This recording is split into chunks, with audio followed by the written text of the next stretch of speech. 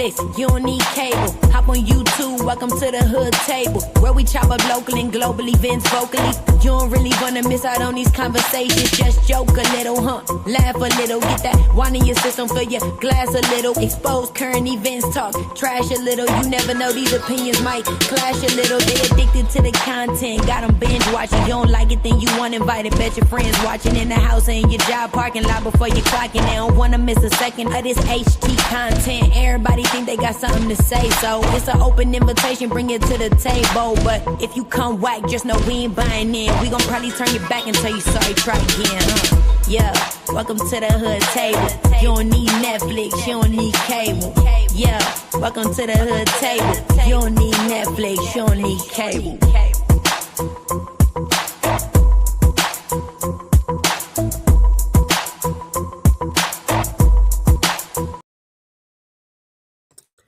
Hey everybody, welcome back to the Hood Table. From the Hood Table to your table, Happy New Year. Happy motherfucking New Year. What's up, Deanna? How you doing, boo? Hey, love. Hey, Max, Boogie Oogie Oogie, what's up? You said the title, though. That title, though. You know, it took me all of 2 seconds to come up with that title. You know what? Make sure y'all share the live out, like the video, and all that good shit, right? I was live yesterday. And then I went live. Well, I didn't go live last night, but I was over on Rig's panel last night. That was a good old live for the grown. Y'all might want to check that out last night. That was so much fun. We had people uncomfortable to chat and all kind of shit, talking grown and sexy.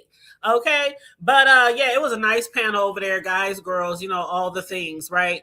And so I have been saying I'll discuss beef sector shit again when I hear something that really like either intrigues me or something I just find truly interesting. And I haven't been finding anything truly interesting to talk about on the beef sector. And I ain't done beef sector content in a year.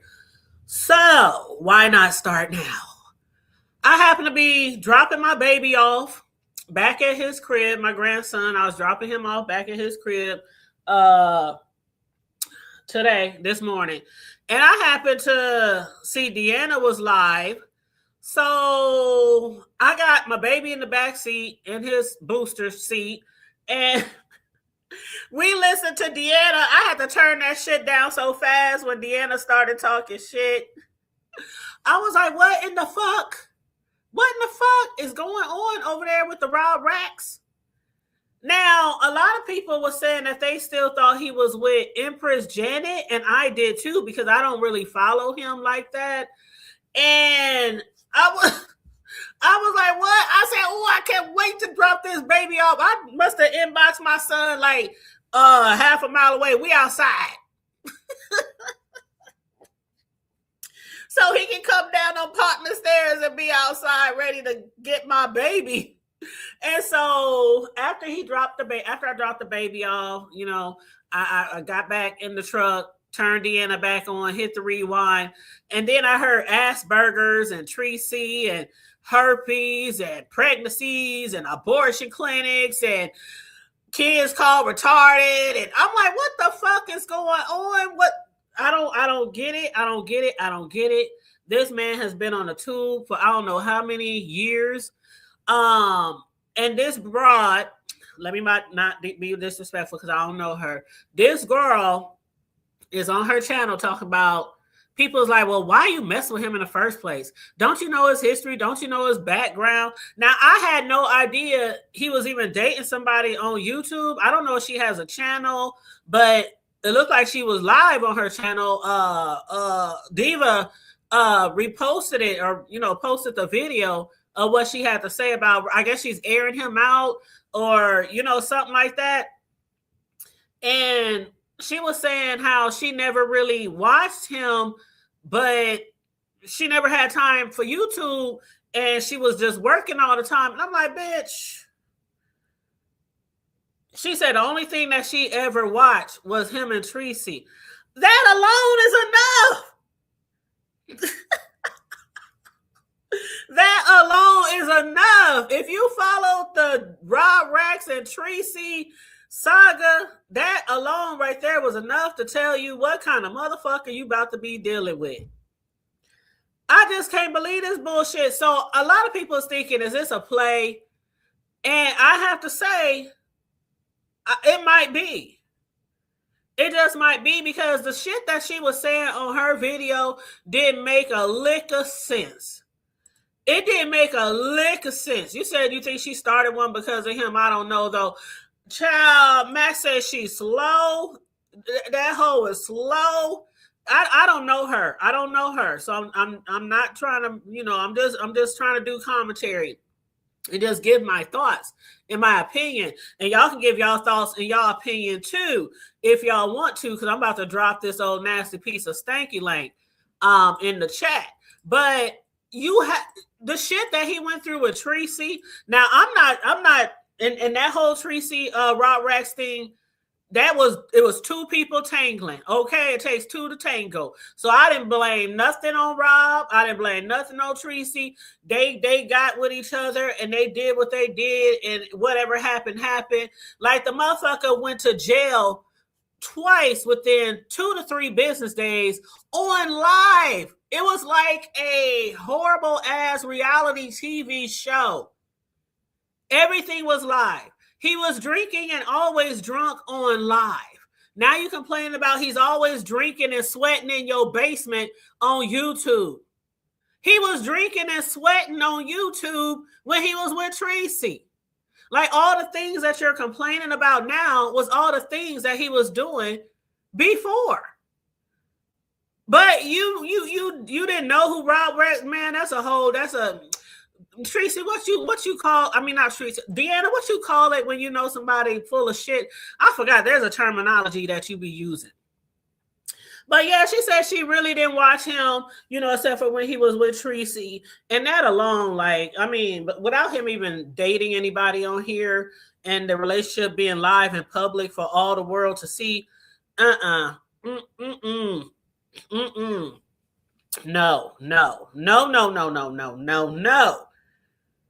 No. She says she feels sorry for him. He's a sad piece of man. He ain't shit. She called him all kind of names. He got mental illness. I'm going to have to call it like it is. If this is really real and not a play, you got something wrong with you too. Okay? Now he ugly. Now he got herpes. Now he's mentally challenged, or something's mentally wrong with him. And you didn't think none of that before? Like, you said he ugly. He ain't changed. He looks the same way he did when I first saw his ass in the B sector. He ain't changed. He looks like the same Ninja Turtle that you calling him now. He looked the same back then. And I'm not calling him a Ninja Turtle. You called him a Ninja Turtle. She said he looked old, ugly Ninja Turtle looking ass. That's what she called him.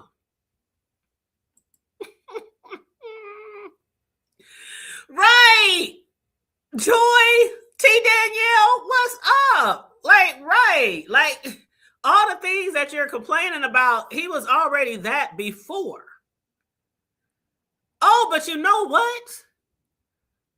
She said, who was that? Tracy? I think Tracy was in this chat talking about you need to move, because she didn't say really, from what I heard.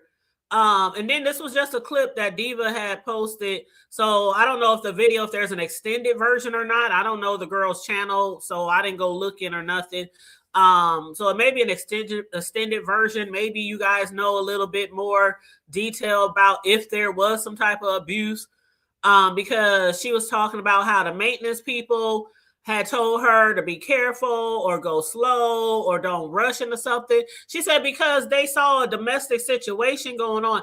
And I'm like, a domestic situation? Well, that usually mean there's some type of abuse or somebody laying hands and they ain't blessing you, but they laying hands. So I don't know if she got touched by him or if she was fucking him. I don't know. If y'all know, y'all let me know. But when Tracy said maybe you should move, She said, "Oh, I ain't scared of him. I ain't scared of him." And she said, "Besides, my family know what he look like, but he don't know what they look like." And she never had him around her funny. Now, catch this, chat. Catch this shit. Now, I done said before, whenever I date a new guy, my kids, they be lucky to see my kids. It's been time when my kids didn't even know I was in relationships when they was growing up. They always thought mama was just single, you know. They had no idea most of the time because I didn't have dudes around my kids. I got sons and I wanted them to respect women and I didn't want them to see anything distasteful or disrespectful or men coming and going. I never been like that, but still, even if it's one man every few years, like you just don't want your kids just meeting every motherfucker, right? It's just, not cool. But she did say she didn't have him around her family. But catch this. The reason why she said she didn't have him around her family was because she probably thought they would look at her like she crazy. And she said she didn't know if he would stick around. Why would I have you around my family? And I don't know if you're going to stick around. And the fact that you're disrespectful as fuck to women. Did y'all hear that shit that she said? Now put that together. She didn't want him around her family because she didn't know if they would be together for the long haul, if he would stick around. And she knew already that he was disrespectful as fuck to women. But you had him around your two sons. This nigga taking them to Chuck E. Cheese and shit. And he's sweating and drinking in your basement. And your kids are there.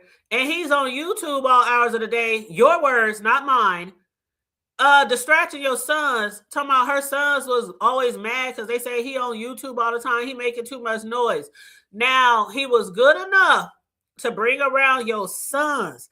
Now, I'll take a nigga around my family before I take him around my kids. And I've done that before. There's times my family met a guy, but my kids didn't meet him. So how you have a disrespectful ass motherfucker around your kids? You thought he wasn't gonna be disrespectful to you? Ain't you a woman? Ain't he disrespectful? See, this is why I gotta call a play. I gotta call a flag on the play because the shit that she was saying don't make no motherfucking sense. It don't make no sense. It speaks, man. What up, Sincere? How you doing, love? It don't make no sense. What up, Melanated? Am I missing something here, y'all? Am I missing something? You don't want a disrespectful man around your family, but you have them living there with your kids. Was it because of the dick? Because she did mention that, the sex was the only connection they had.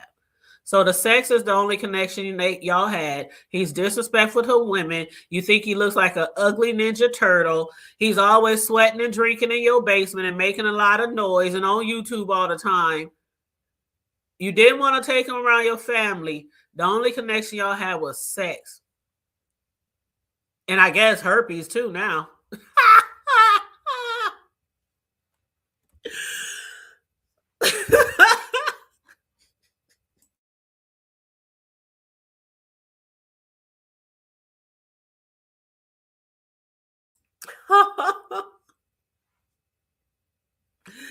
And that's if that is in fact true.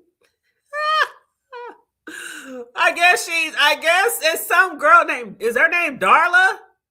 Is her name Darla? What up, Silky Black? Hey, Sugar. She digging and itching. Ew. Oh, but was I dying when I was watching Deanna? Deanna had me cracking the fuck up because she said Tracy was in her chat talking about the girl was talking about how she got herpes and he gave it to her. And Deanna said Tracy was in the chat talking about, I thought he had Asperger's.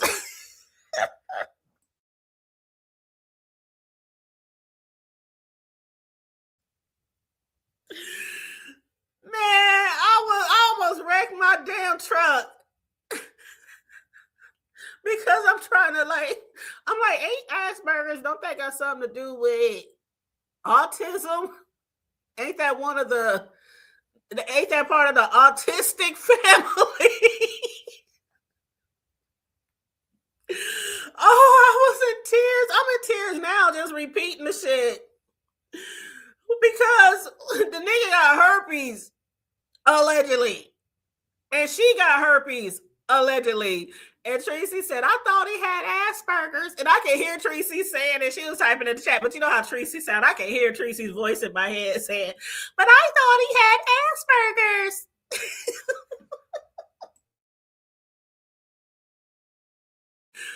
Y'all, I was dead. I was like, I need to hurry up and get this truck home in the garage and run upstairs and get on the internet. But then Kimmy was live.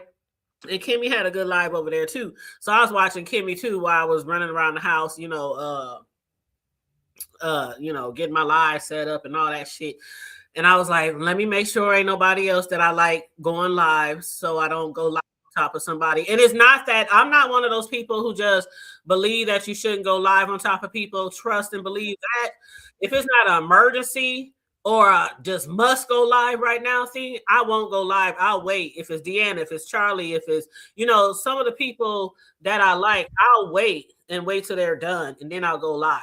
But I had to watch Kimmy because I wanted to see what Kimmy was talking about because it was a nice crowd in there.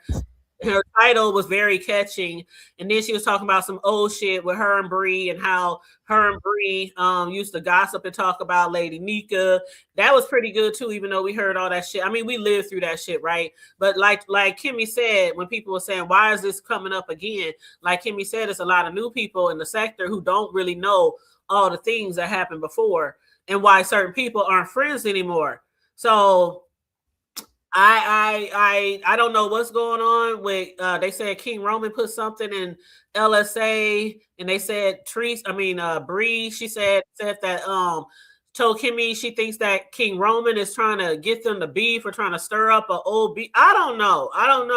I didn't see the post in LSA. I don't know if Charlie or somebody else saw it, but hey, Charlie Boo, this shit. Wow. Girl, I was trying to figure out which one of the exes, because you know how many exes he got on YouTube. And then you said that she said not long ago she was prego by him. Is she still she's still saying she prego or check this out, Charlie. The girl said she is 7 weeks pregnant. She said that on the live last night. She said he ugly. He looks like a Ninja Turtle. He got herpes and he gave it to me. He's disrespectful to women, but I done got pregnant by this motherfucker and I'm 7 weeks pregnant and I'm having an abortion consultation on the 6th, which is in 2 days. So that means that's on Tuesday. But it wasn't that she was saying she's having an abortion because I might abort that motherfucker too. Okay, but it was the fact that she was talking about it. Charlie, if you watched it, she was so happy and gleeful and joyful. She was like, yeah, and I'm having an abortion and it's scheduled on the 6th and I can't wait and I have a consultation and you guys, after I leave, y'all make sure y'all save the date, y'all. I'm gonna send out invitations because this is, oh my God, like I'm having an abortion consultation, y'all. She was talking about it, Charlie, like she's going to a fucking job interview. She was telling people, say to my cooling voice, the overplay for the underplay. This ain't nothing but a play. Because I'm going to tell you something. Who the hell would brag about having the herpes? Girl, she was telling people save the motherfucking date as if she was about to get married or about to have a baby shower. Who tells somebody save the date for her abortion? Oh, no. And you also heard, now I've heard this about her situation with him, is that he's super disrespectful to her children. That's what she said. She said he's calling them retarded. And she lets him stay there. Because I'm going to tell you something.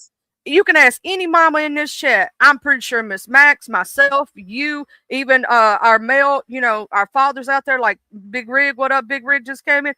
I know myself, the first time he tried to say something against one of my kids and said some bullshit, I'd knock all his teeth out his fucking mouth. That wouldn't be a tooth. No way. Ain't no way. First of all, ain't no way I'm going to be dating a man. And what up, Ray? What up, Riggs? I don't know why I was thinking of Ray Triggs, the Riggs. My bad. But what up, Riggs? And I was telling everybody earlier to catch your replay, Riggs, because we had a ball. last night on his panel. Grown and sexy, y'all. Grown and sexy. Okay, with a little bit of kink, y'all. If you Oh man, I missed the good one. Charlie, if I didn't know you went to bed so early, I would have hit you up. You know I love them grown conversations. I sure would have, girl. We had people hiding their heads under covers in the chat, like, oh, plugging their ears, like, oh. But it was good. It was so good. It was so much fun. It was so much fun. But anyway, yeah, if I know a man who is disrespectful to women, a man who has a drinking problem, and these are not allegedly, like we done seen his ass live. Like we done seen different situations where he's dating different women and him going to jail and all this kind of stuff. Like we done seen this live, and he's disrespectful to women. Now, sometimes he's disrespectful because they going back and forth and arguing and fighting. Okay. But if you think he's too disrespectful to take around your family, why would you bring him around your children? Like, you don't think he's going to disrespect you and your kids? Ain't no way in hell I'm just going to intentionally date a motherfucker who I think is disrespectful to women.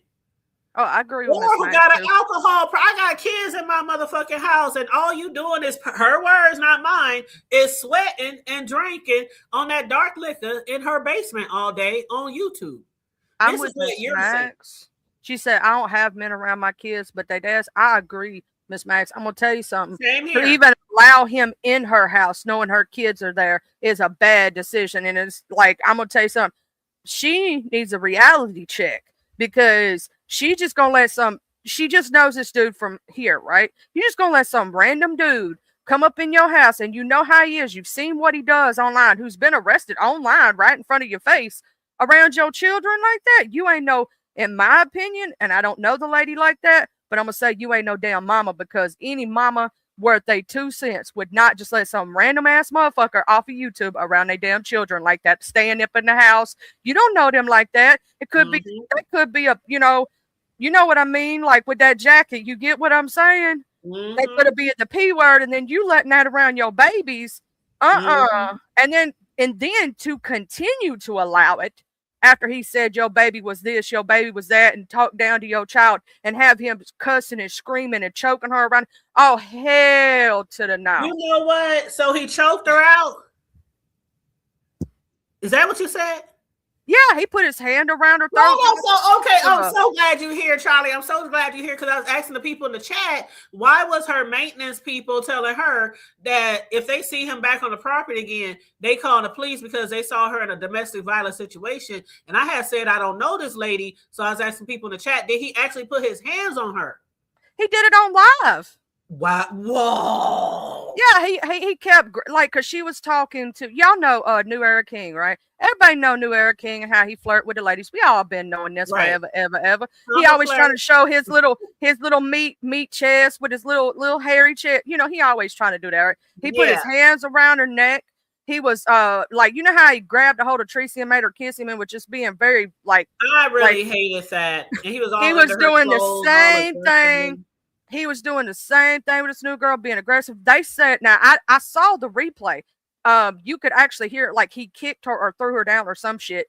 Like you could hear it. You couldn't see that part. Fucking lying. I am not joking. He's on camera, and you see his foot move, and you hear her like hit the ground or some shit. And he was just being aggressively grabbing her, throwing her around. I'm gonna tell you something. I'd have knocked his damn teeth out. And I know a lot of these strong women in this chat wouldn't put up with that shit. See, that's why I keep me a pistol. I keep me a nasty piece of 9mm Glock. I ain't no way, ain't no motherfucker gonna put his hands on me. And again, you got him around your children, but your family is too good to meet him. But your children met him, and he up in there calling them all trying to talk. But check this out, Charlie. Listen, Charlie. At the end of the video that Diva reposted, at the very end of the video, she said, Diva showed a clip from his panel with her, the pregnant girlfriend, hitting the panel because he kept calling for her to hit the panel. So Diva played a clip of that. So it's the two of them on Rob's panel. And at the end of the little segment that Diva posted, she said to Rob when she was on his panel, my stomach hurt. You know what this motherfucker said? Oh, your stomach hurt. I'm finna RAPEU. And Oh, it there's was like, no. I did not hear that right. Let me rewind. Let me rewind this because I was driving home after dropping my baby off at his dad's house.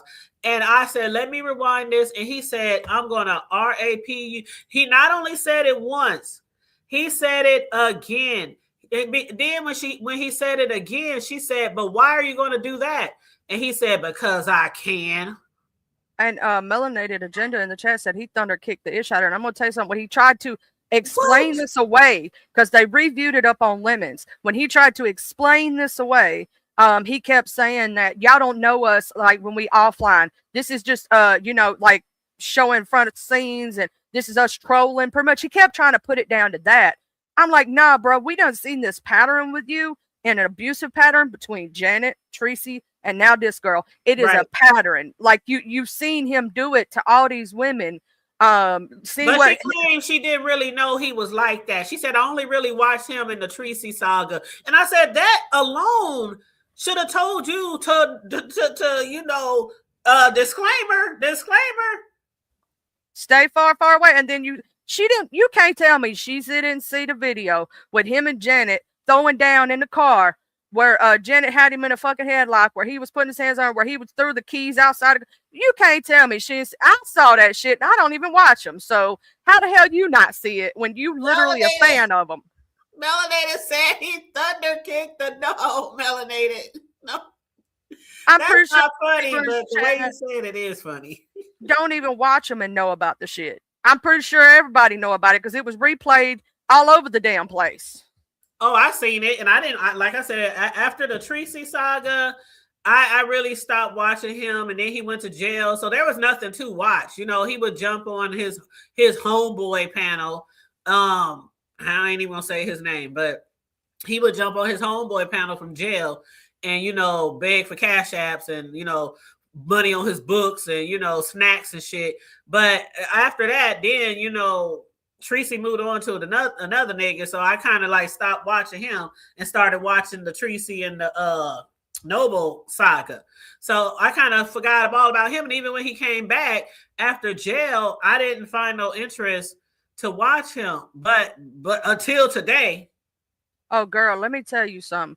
Okay, so he went back to jail the second time, right? They got his ass again a second time, right? After the first time. Yeah, okay, he went to jail 2 to 3 business days twice. Miss Janet, I love you, but girl, you stupid as fuck trying to support that man not once, not twice, but 3 fucking times after all the hell he don't put you through. I swear to God, somebody needs to go, stop doing that stupid shit.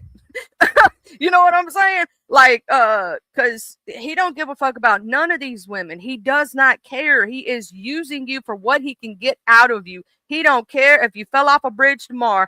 If he can find somebody in his mind bigger and better than you, he's gonna move on to the next thing. He's using all y'all, and y'all dumb as hell. And you gonna say you got the hurt, man? That's something you can't get rid of, baby. But see, why I thought it was a play was because when I was watching what Diva posted, somewhere in there when she played the clip of the girl and Rob on his panel, he said, "So I got herpes," and she said, "Yeah," and he said, "So I gave you herpes," and she said, "Yeah," and but before that, he said, "So do you got herpes?" And she said, "No, I don't have herpes. I ain't never had herpes. I don't have herpes." He said, "But I got herpes." And she said, "Yeah." And he said, "So did I give you herpes?" She said, "Yeah." He said, "So you got herpes?" And she said, "Yeah." I was like confused, like, because at first she said, "I do not have herpes." I know y'all heard that. She said, "I do not have herpes." She said, "I've never had herpes." And then in the next breath, she said, "Yeah, you gave it to me and I got it." They trolling for I'm gonna tell you this, to me this whole storyline is faked. Now if the pregnancy is real or what, now his abuse of women, that is not, you can see it. I don't care how much he tries to claim that's a troll. That's not a troll. Because you can hear the abusive language, like you hitting and pushing on somebody on camera. Even if you're trolling, that's not trolling, that's not cool. And that makes you look bad. Like even if you call yourself, let's say, let's give benefit of the doubt, right? Let's say this is all for a show, right? That still makes you look like shit. So why would you want to do that? And why would you want it to be spread around that you got the herpes? That don't make no damn sense. You're making yourself look like a Right. fool in these streets, and a nasty fool at that. Right. Whether it's a play or whether it's not a play. Like it kills me how women be like, I'm gonna tell your next bitch, or I'm gonna warn all these women. You saw the warning signs before you fuck with that motherfucker, and now after y'all separated, then you want to warn the next woman. I don't give a damn what this nigga might have given me. I'm not coming on YouTube and telling the entire world that I have it. Now, if this is a play, that's still making you look stupid because now we don't know for sure if you got it or not. And now you dumbest play. Pregnant.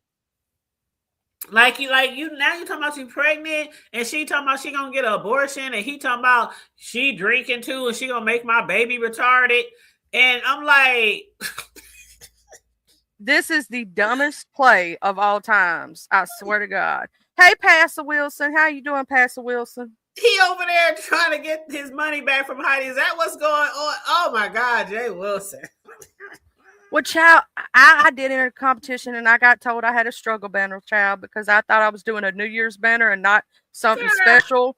Child, most of those banners was trash. I mean, most of them was like, I was like, hell no. I really like that one that he chose for the $1,000 prize. That one was nice as hell. That one was, boy.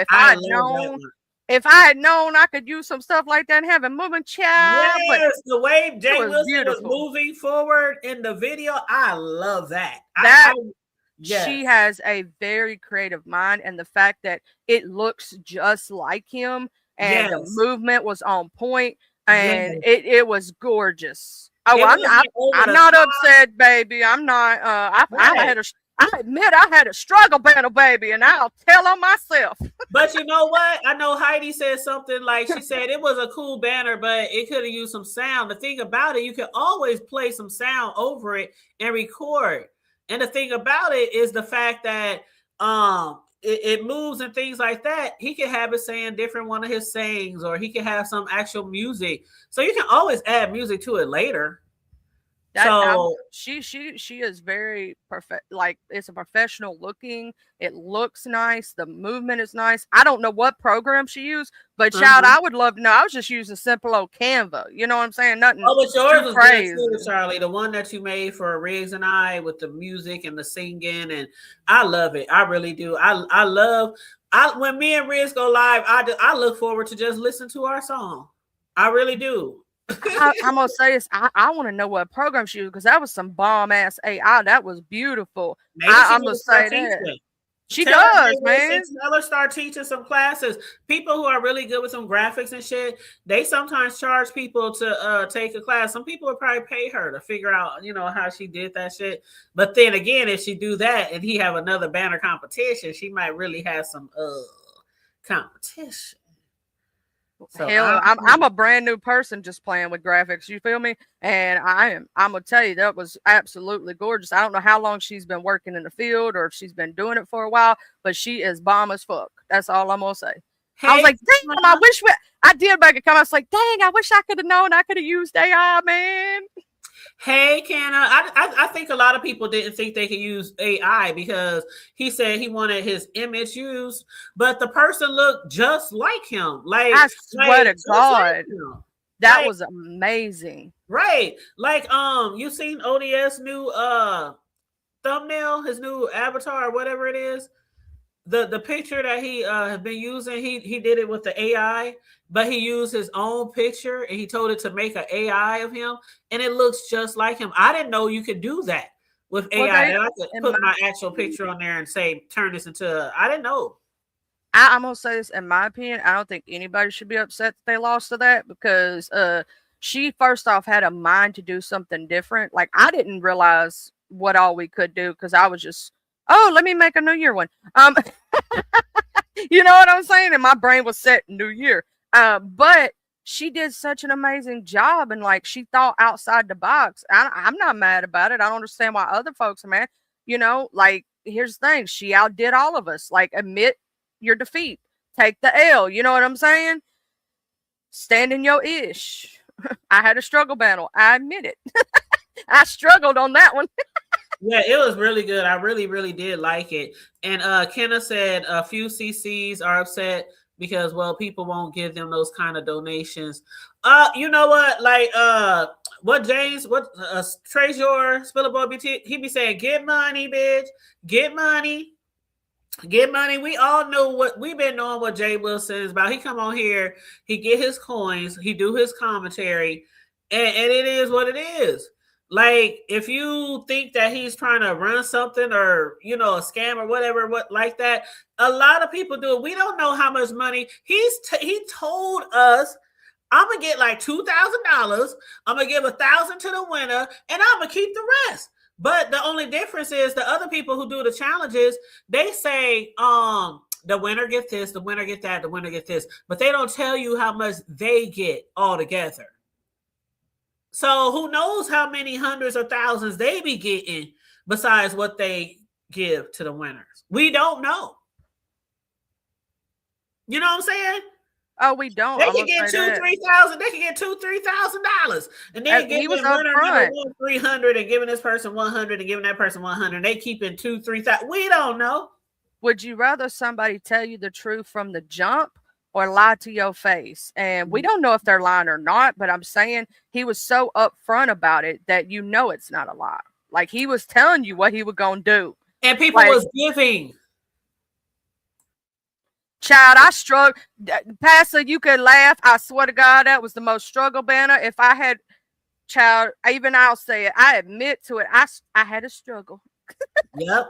He said I was taking half, and I laughed. I never talk about Jay Wilson getting his coins. I laugh because it's not like it's something. We talk about all the scams in the sector. Then we have this one person who says, I'm here for the money. I'm here to get paid. I'm not coming on here if I'm not getting paid. Point blank, period. If people did more of that, then people wouldn't be running around calling them scammers if they did more of that. He said, no scam when you know. That's the goddamn truth. There you go. There you go. There you go. There you go. Hey, I'm gonna say this, for a banner, for you to get $1,000 from a fucking banner, that right there is one hell of a payday. I'm just saying, for anybody who does any kind of graphics of any kind, and if you're like, what I love for that lady to teach $1,062. Yeah, that's a big payday. You know what I'm saying? I would love for her to teach like how to do that, because here's the thing: I'm just now starting out in graphics, and I'm just doing my little thing, thizzle. But she is like freaking top grade, you know what I'm saying? She might do that for a living, or she might have a website, or she might, something like that. But Kenna, you're right. Thing about it is he's always been transparent. Now me, I don't get nowhere near the money that people get on here. I'll be seeing people getting $100 cash apps and this. I mean, not cash apps, but super chats. And you don't never see me on here complaining. Charlie, have you ever in all the years, over 7 years that I've been in this sector, heard me complain about people not giving me money? Nope. Have you ever in all of these 7 years heard me drag people for getting money? Nope. Whether people think it's a scam or not? Nope. Because I don't give a fuck. And I ain't never seen you really beg like that. You give out your cash app if people want to donate, but you don't.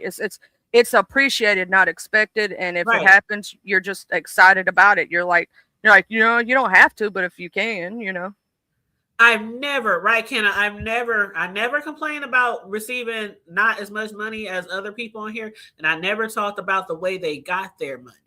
Why? Because I don't give a fuck. I mean, I made good money at my job. The money they bragging about on here, I made damn good money at my job.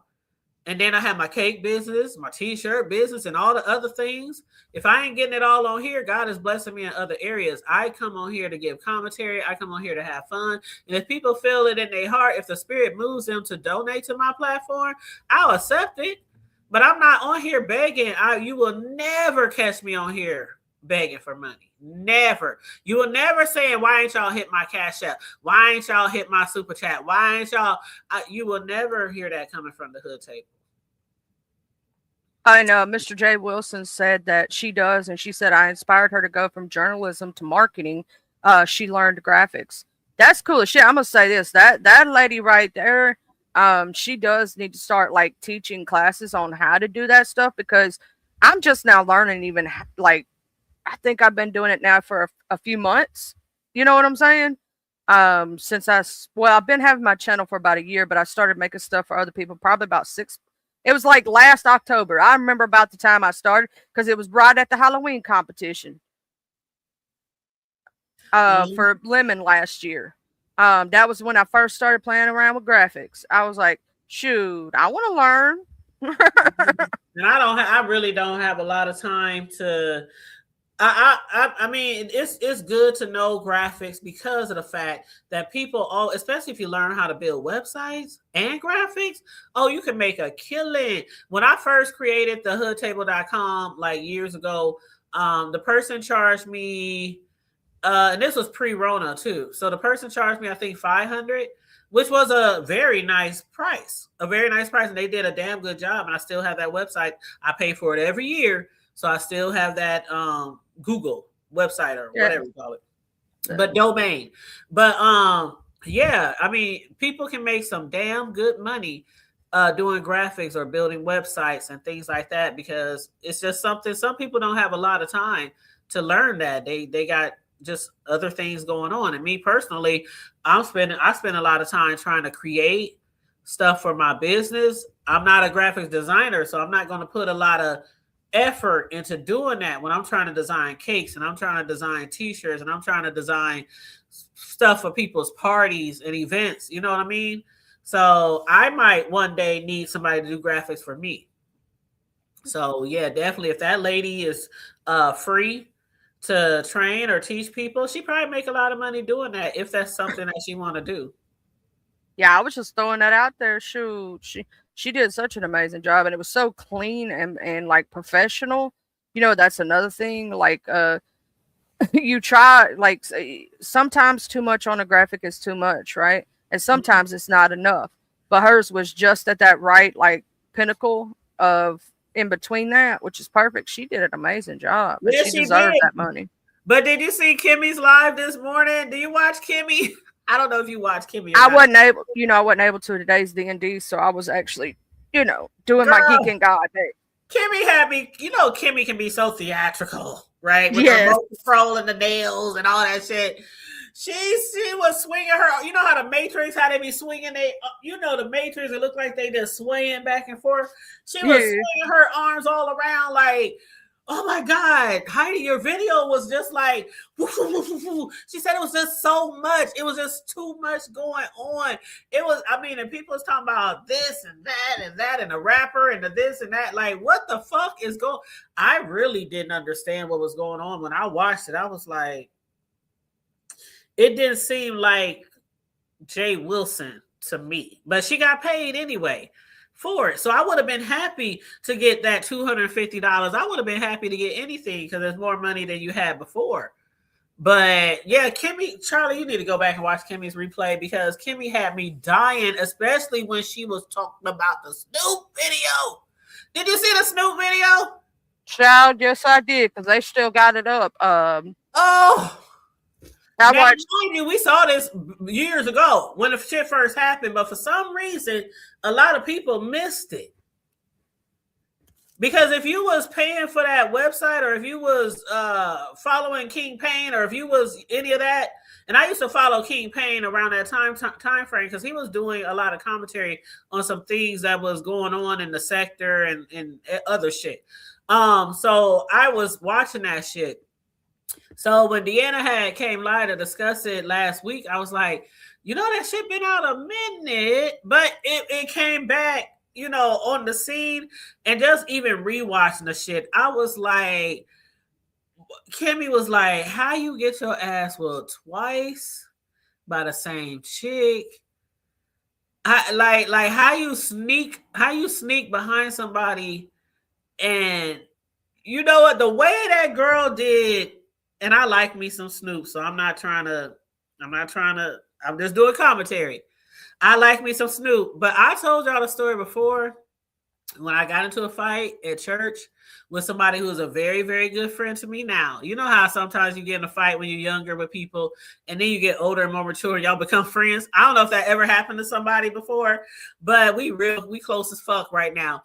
But they had snuck behind me in church because we had been beefing, and I used to fight. I told y'all before, I used to fight in church. I used to fight everywhere. It didn't matter. So just like your mama say, where you show out, I'm gonna show out with you. That's how my mentality was. So yeah, we tore that Holy Ghost Pentecostal tent the fuck up. It was during a revival, and I kept hearing all week that this girl wanted to fight me, and I was like, whatever. If the bitch want to fight me, fight. Let's fight. What's up? All week, all day, going to church. Mama dragged me to church, sitting under that hot ass tent in the summer. And people, I bitch said she gonna fight you. She said she gonna fuck you up. I'm like, whatever. If she want to fight, hey, everybody know I'm a fighter. What's up? So the week had went. The revival was on the last night of revival, and I just walked up to the girl.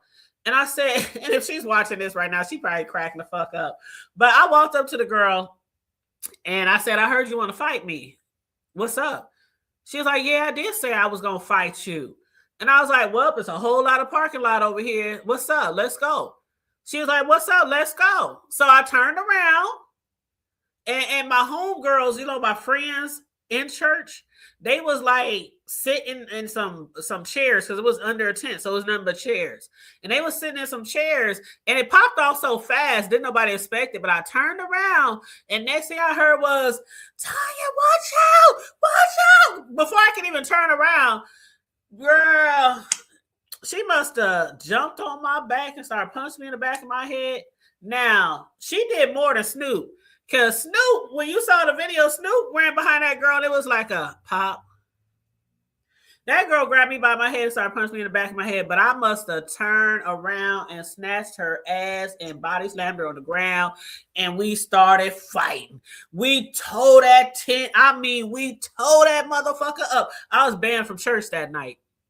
Damn, that's when you know it's some serious shit. You banned. I was banned from church that night, and my one of my good friends' mom, who I call mom. You know how we have good friends and we call them mom. Yeah. And I just say one of my moms, because my mother was in the church cleaning the glasses and stuff, because she was an usher and she would clean like all the glasses that the pastors and stuff drink out of at the end of the night. So she was doing that in the kitchen, and I was outside fighting.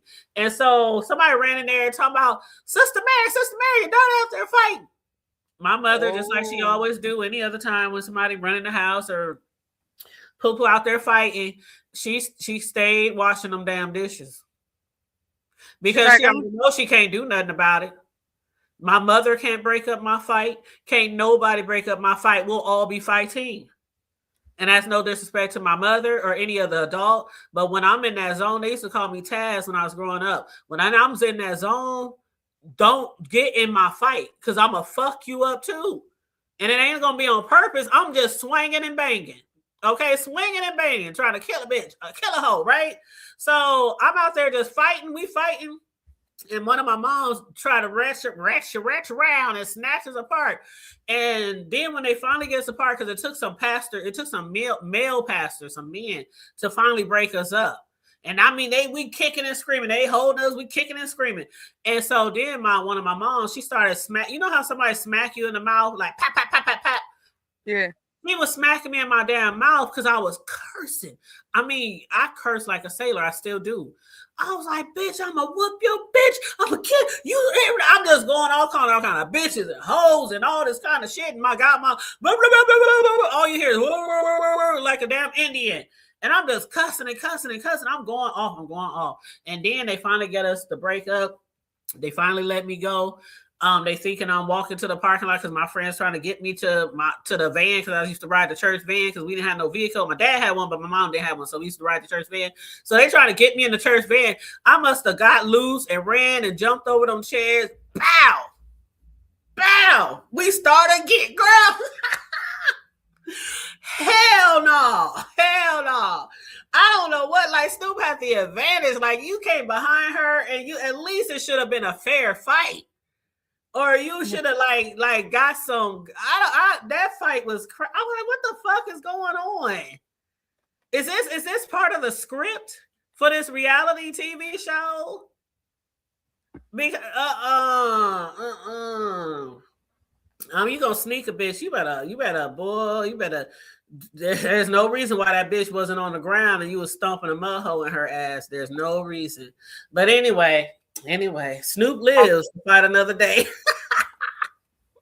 I'm gonna say this. I know Miss Snoop is who she is, but I wouldn't feel comfortable fighting her because I'm such a bigger girl. But that's just me. You know what I'm saying? But the second fight, if you watch and you look on Snoop's left, I was worried about it because she had a blood right there on her face. You know what I'm saying? Like the girl's fingernail caught her in the eye or something. I was like, shit, she better be lucky she didn't lose an eye. Shit. Girl, Kimmy had me cracking the fuck up. Kimmy said the only pain or injury that girl had was probably her fist hitting your bones. Damn. Kimmy had me cracking up. I was like, this damn Kimmy. Oh my God. I gotta go rewatch that. I never fought somebody that small, but I can imagine. But I'm a thick person, but when I was younger, I wasn't as thick as I was. And like my last fight, I was probably 165, 170 at the most, maybe. I don't think I've most ever people I felt was around my weight. Most people I was like around the same size. And like the younger I was probably around 130, 25. They were still around my height. Only fought one person who was bigger than me. And I told y'all about that fight. That was another church. And I had fought this girl who was way bigger than me. I'm like 5'3". She's like probably 6 foot easy, maybe 5'11". And me and her got in a fight, and I whooped her. I dog whooped in front of her cousins who were my friends. They was like, it's finally somebody beat that bitch ass. I was like, that's your cousin. I'm surprised y'all didn't jump in. I ain't never fought nobody smaller than me. I've always fought people bigger than me. Oh, she was bigger and taller because I was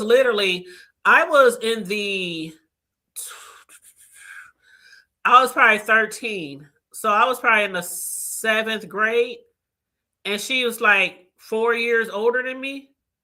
She was damn near an adult. Like, so I'm like 100 in the 7th grade. I know I probably weighed 120. Because I was small. I was probably small. She probably weighed about 165, and she was almost 6 foot tall, and I'm 5'3". But I was quick, boy. I'm telling you, they used to call me Taz. Once you let me go.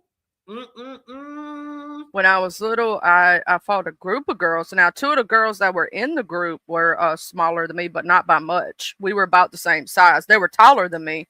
You know what I'm saying? But we wasn't far off. And then I fought little boys more than I fought girls. I fought like 3 or 4 boys. You know what I'm saying? Oh yeah, I fought some boys too. And most of when I got older, it was girls that were in the 300 range I was fighting, and then grown ass women. I used to fight boys. I used to fight girls. I have a scar on my right hand, on the back of my hand, above my knuckles, about half an inch down from my knuckles. That's still there to this day. I was fighting this boy on the church van at that church where I fought the girl that I'm friends with now. We was fighting on the church. No, I'm lying. That was the other church where I had to fight. I'm lying. That was the church before we started, because we hopped church several times in my youth. So the church that I started at when I was like 4 or 5, it was at that church where I fought the big girl. And shortly after that, my mother started going to the other church when I was in like 8th grade. And so, but at the first church, there was this boy I got into it with, and we was fighting on the church van. Now on the church van, you know how some vans, they don't have that cloth at the top? Yeah. On the inside of the van, all you see is the bars and the metal. And the light, you can just see it all.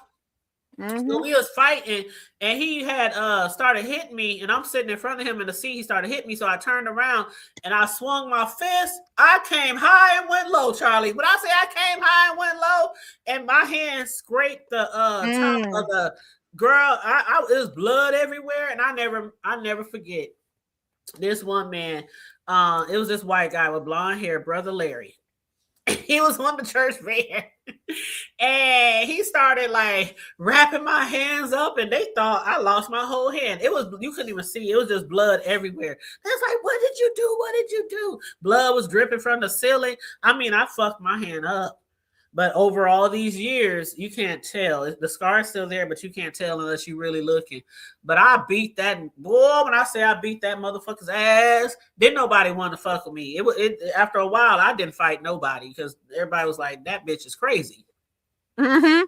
That bitch. I know what nobody wants to mess with you. After a little while, they're like, "Yeah, I don't mess with her." Because I'm really like a good, laid back, low key person. I love to have fun. I love to hang out. I love to get with my family and friends and party and listen to music, cars and dominoes. I like to, I'm just a normal, average girl from the hood.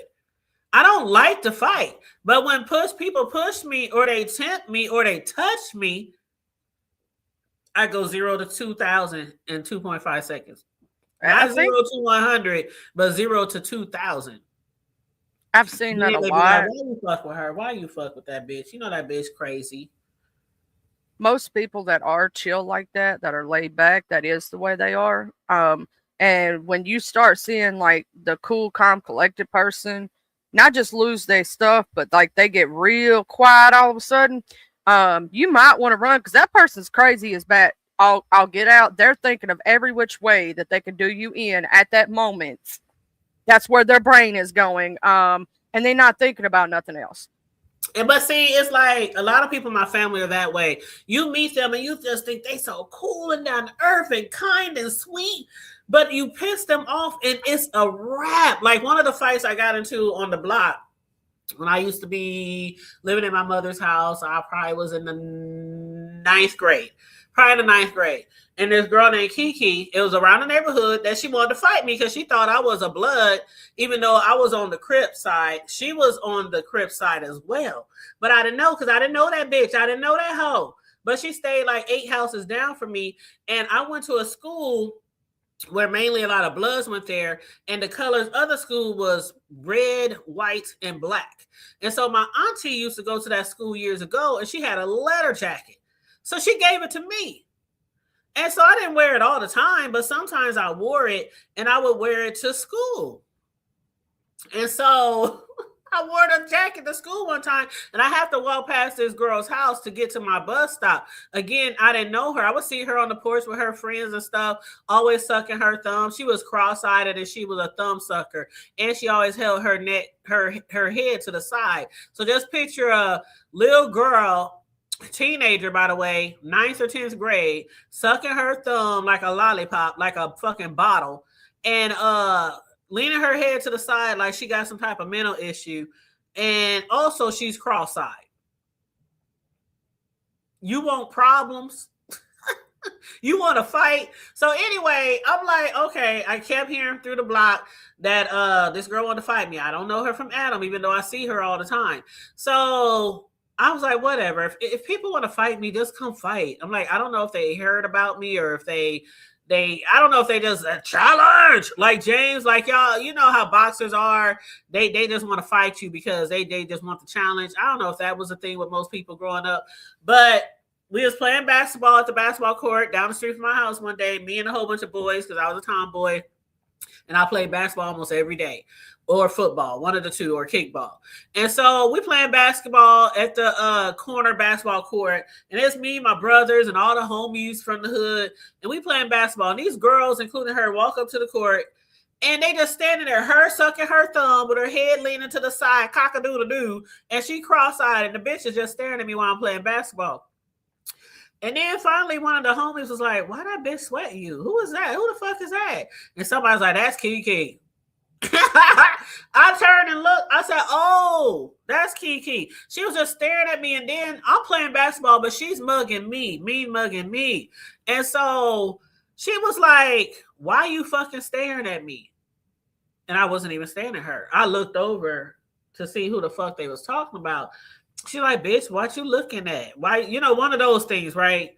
And I was like, you know what? I turned around. They probably thought I was ignoring the bitch. I must have turned around.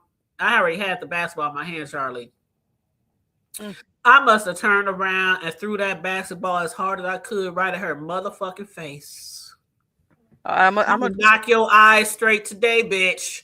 I don't know you. You want to fight? I had a problem like that growing up. I didn't fuck with people, but people wanted to fuck with me for no fucking reason. So I must have took that basketball and threw it at her face so motherfucking hard and knocked her ass damn near to clean the fuck out. But before she could hit that ground, I was on that ass. When I say I whooped that ass, I told this story before. Matter of fact, my brother Tommy, when he had hit the panel one day, a long time ago, he was talking about that story. He's like, man, when you fought that bitch Kiki at the basketball court?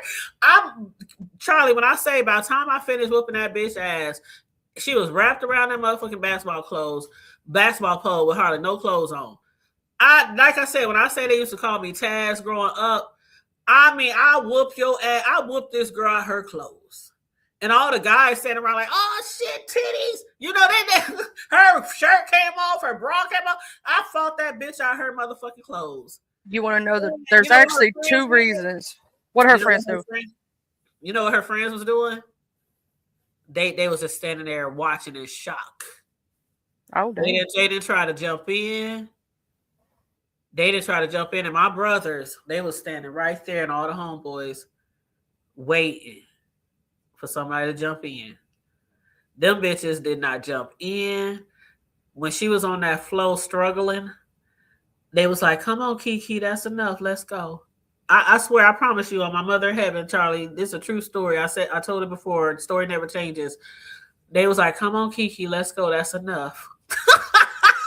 You want to know the two reasons why that girl tried you, though? Why? One reason, because you so chill with everybody, all the dudes, right? And a lot of girls are jealous. Two, because you got a name for yourself. She wanted to try, well, since she's the biggest, baddest, I'm going to show her. You know what I'm saying? She ain't that big and bad. And then they realize after the fact, maybe I should have did that. Maybe I should have listened. But see, the thing about it, I didn't consider myself big and badass. I had a lot of fights, guys and girls, a lot of fights. I never started not one. You may not consider yourself that, and you may be humble, right? Because a real fighter knows one thing, simply one thing. There's always somebody bigger and badder out there than you, and you don't just go around starting shit. Exactly. Right? I just haven't met them yet. Yep. And so, but here's the thing, though. A lot of people, when they hear that stuff in the hood, you know, specifically in the hood, there's word gets around, right? And they're like, oh, okay, so she thinks she's so big and bad. I'm okay. I trust me. I know. You know, I had most of my fights were with dudes, right? And then they're like, well, she fight the dude, she could fight me. I'm like, I really don't want to fight you because I don't have a problem with you. But if you want some, come get some. If you feel froggy, jump, you know? And sometimes that's the way it goes. If you feel elite, motherfucker, that's how I feel. I mean, people would literally be telling me somebody wants to fight you, somebody wants to fight you.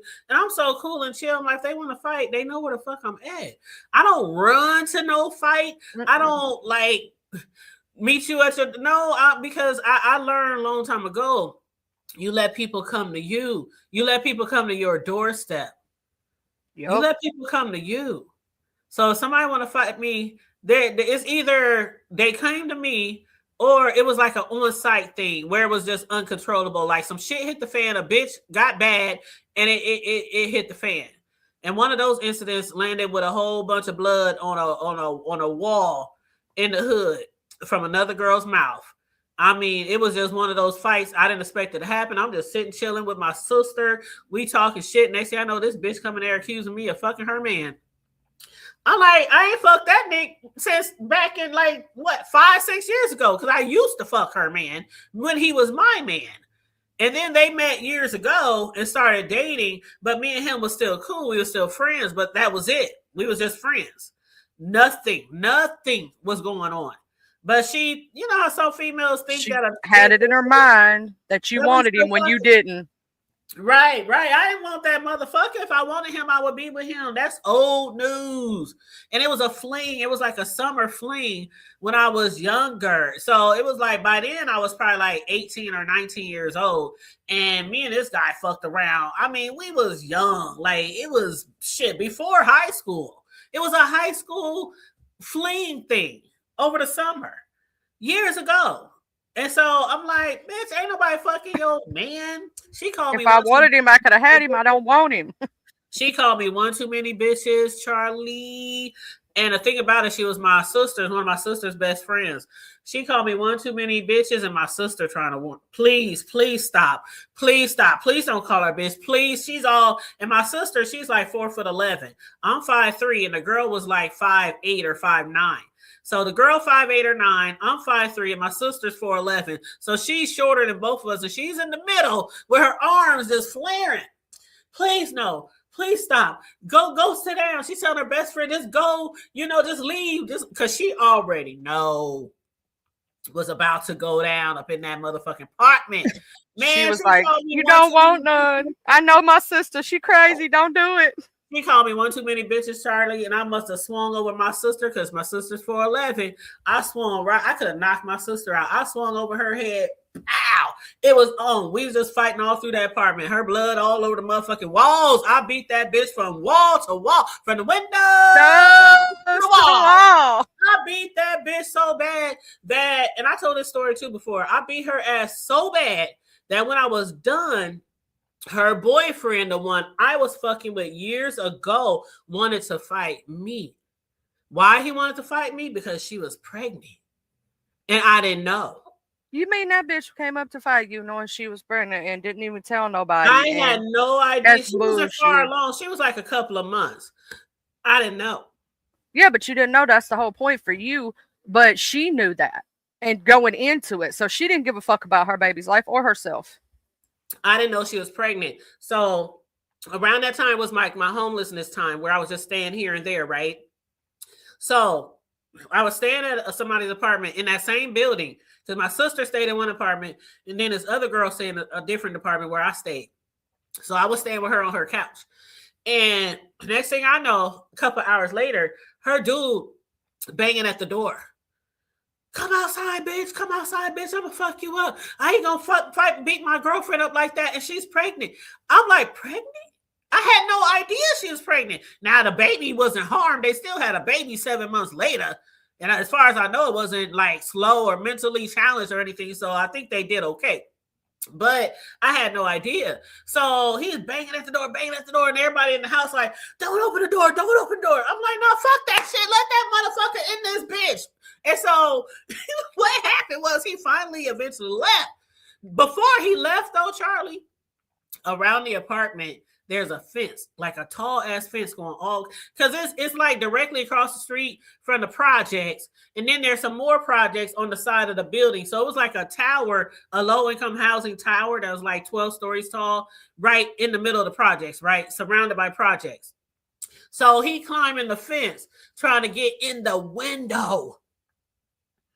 And we all looking outside like this motherfucking Spider-Man trying to get to your ass. The shit was funny, Charlie. It was funny, but I knew the dude I must say this. He a B though. Oh, he was definitely a bitch. He definitely a bitch. One of the biggest bitches in a motherfucker that I ever met in a man. And so I'm seeing this now. I have to be at work because at that time I was working at Burger King and I didn't have a car, so I had to catch the bus. So I called my cousin and them, the guys. Because that's how me and my family is. They got an issue with a girl, they would call us. We got an issue with a guy, we would call them. So I called my cousin, told him what happened. He, and he was like, man, okay, this what you gonna do? Because he was busy. I don't know if he was at work or he was hustling or something was going on. He couldn't come right away. He said, find a way out of there when this dude leave. Get to work. As soon as you get off of work, you call me and you stay at Burger King. You called me and you stay at Burger King. So I went to work. As soon as shit died down, I knew he was going. I ran out there. I jumped on the bus. I went to work. I worked my 4-hour shift or whatever. And I called him. He came and picked me up. Not only him, it was a caravan. I mean, 7, 8 cars deep, 3, 4 guys to a car. And you already know they strapped, Charlie. That's just how we roll, right?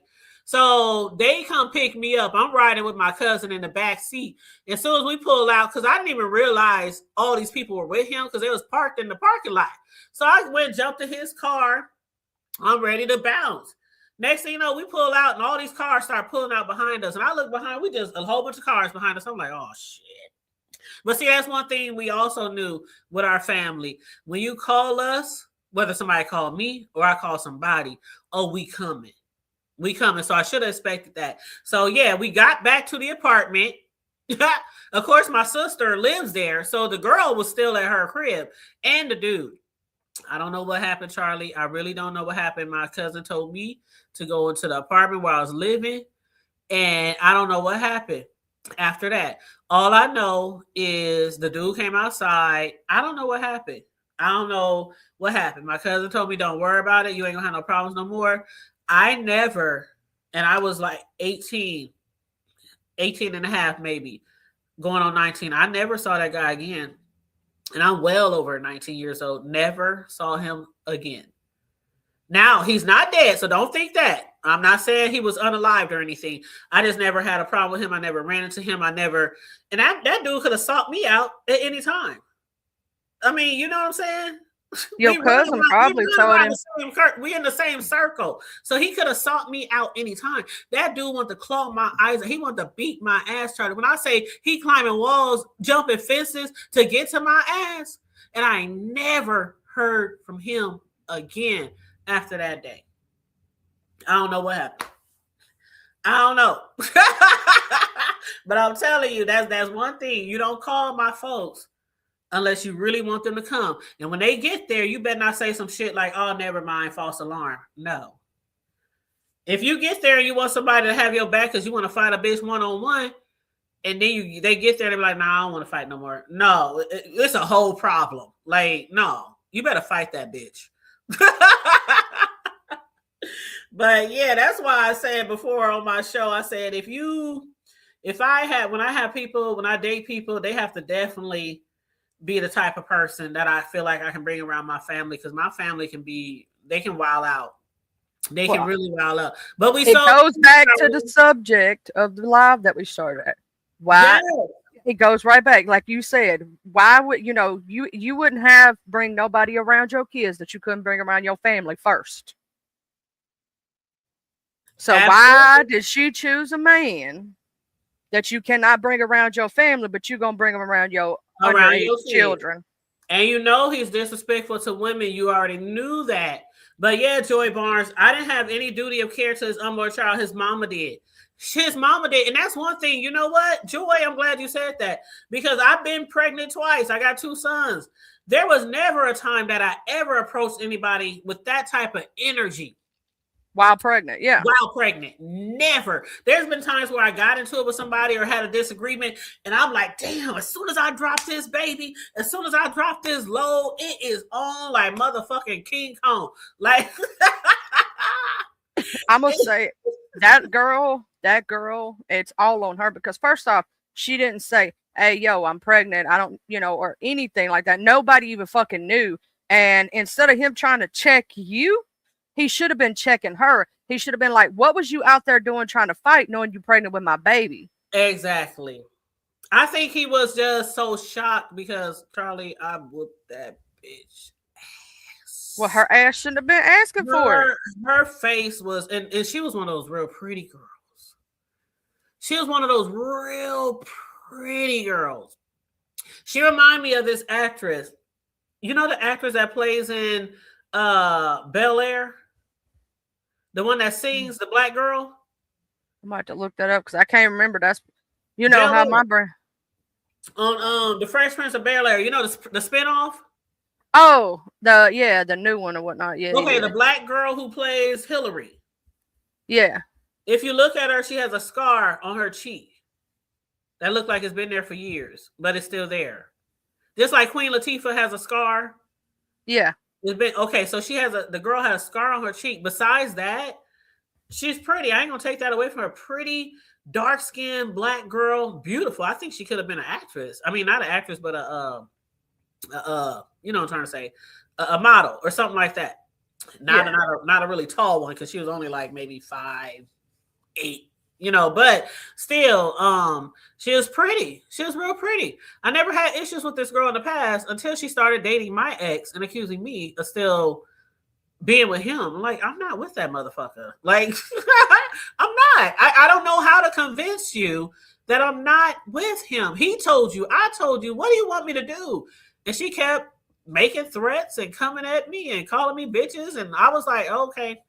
I'm gonna tell you what I it was. rearranged her whole face. I rearranged the whole house, the walls, and everything with her face. He probably was messing around with another girl, and she automatically assumed it was you. And you know what assumptions make you? They make you look like an ass, right? Yeah.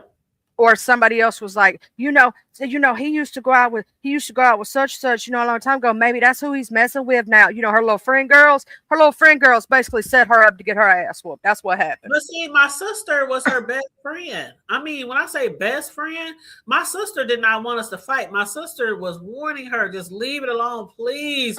She is not fucking. My sister was trying to tell her, bitch. She didn't want to hear it because my sister. I mean, just like you probably with your siblings. My sister know me inside out. We tell each other everything. They know who I'm fucking. I know who they fucking. I wasn't fucking him at all. I was fucking some grown ass motherfucker. I wasn't fucking him. I got another thing that I've seen that dudes do to chicks to make them jealous. They'll talk about one of their exes, right? And it's a possibility he did something like that. Because I'm gonna tell you something. If for it to be as long ago as it was that y'all dated, versus he had many exes probably after you, right? So why was it you that was pinpointed? And the only thing I can think of is that either that was an excuse, right? That was an excuse to fight you because she wanted to try to prove she was big and bad, or he had said something like, "You still ain't as good as which? I wish I was still with her." I've seen dudes say that to chicks to get them jealous. I don't know. I really don't know how that got in her head. And this girl was from like the South Old Projects. We in the North Old Projects. And so she's from the projects. She's from the streets, but she wasn't that type of person. She was. Have you ever met a real bougie person from the hood? Mm-hmm. Yes, I have. In the air. This is how she was. But still, I think they're better than everybody. I dealt with her because that was my sister's best friend. So and we all went to high school together, by the way. And all through high school, you would have, if you didn't know her real life, you would have never thought this bitch lived in the projects, because she would come to high school and she'd be all dressed up. And then she would be like walking around with her nose in the air and carrying her books. And you would think that she was like a rich black girl, probably from a very good neighborhood, rich parents or wealthy parents, well off. Or that's what you would think until you rode the bus home or rode her bus home and saw them drop her off in the middle of one of the most ratchet ass projects in the city. But you would have never known she was from the projects, poor and broke like all the rest of us. Parents living hand to hand, paycheck to paycheck. But she would come to school and she would act like she's the most snootiest, uppitest bitch in high school. So that's how she acts. So I knew she didn't want to fight. So you don't fight. You pregnant. What are you doing here? She fought back. It ain't like I just dragged her around the apartment, but she fought me back. I didn't have no injuries though. But yeah, she left that building fucked up. It could be. That was probably one of those fights that I could have been arrested for. Let me put it that way, Charlie. I done beat a lot of bitches' ass in my day. I'm glad that was probably one of those fights but see, the thing is, back in the day, nobody called the cops. Nowadays, you get your ass whooped and people want to call the cops and get you locked up. But back then, didn't nobody call the cops. You got an ass whooping and you live to see another day. So back in those days, we didn't have went to, especially knowing the fact that she was, but see, even though they couldn't get the pregnancy thing on me though, because I didn't know she was pregnant. I didn't know she was a couple of months pregnant, but I beat that bitch ass. And that's why her boyfriend wanted to fight me so bad, because for a man to want to beat a girl's ass for fighting his girlfriend, that just tells you how bad I beat that girl's ass, Charlie. Yeah, I'm gonna say this. Very lucky you didn't, but back in those days, like you said, we didn't do shit like that. You took your L if you got a L. You know what I'm saying? Yep. And she took her L. I don't think that she wanted him to fight me. I just think he saw her and was like, "Who did this?" And I just think it went from there. He was still a B for doing that, in my opinion, because back in those days, you always called, like you said, you call your hey babe, you call your cousin, right? And that's a female That's what I or did. your Yeah. sister, and you go, hey, we need to handle this, blah blah blah. I'm a man, but a man trying to attack a woman Yeah, he should have because they called fought. like a girl cousin or one of his homegirls or his sister. Well, I don't think he had any sisters, if I remember correctly. I think he just had brothers. But he should have had some other girl. Like I would never like my cousins. My boy cousins, whenever they had issues with females, I remember one time it was me and my homegirls riding over to the South Omaha projects to deal with a female that one of my boy cousins had. Like, we would call them if we had issues with boys. Like, if some dude was trying to hit us or do something to us, we would call my boy cousins, and that's exactly what I did for that dude that day. Yeah, I You mean ain't gonna that's. fight me. And I'm gonna say this, like I said before, he should have called her out and been like, "What were you doing over there trying to fight anyway? You know, me and her ain't never like he should as knowing that you and him ain't been together in however long. You know what I'm saying? Should have been like, me and her ain't we were kids when we were It was at it's least a 4 summer years. thing.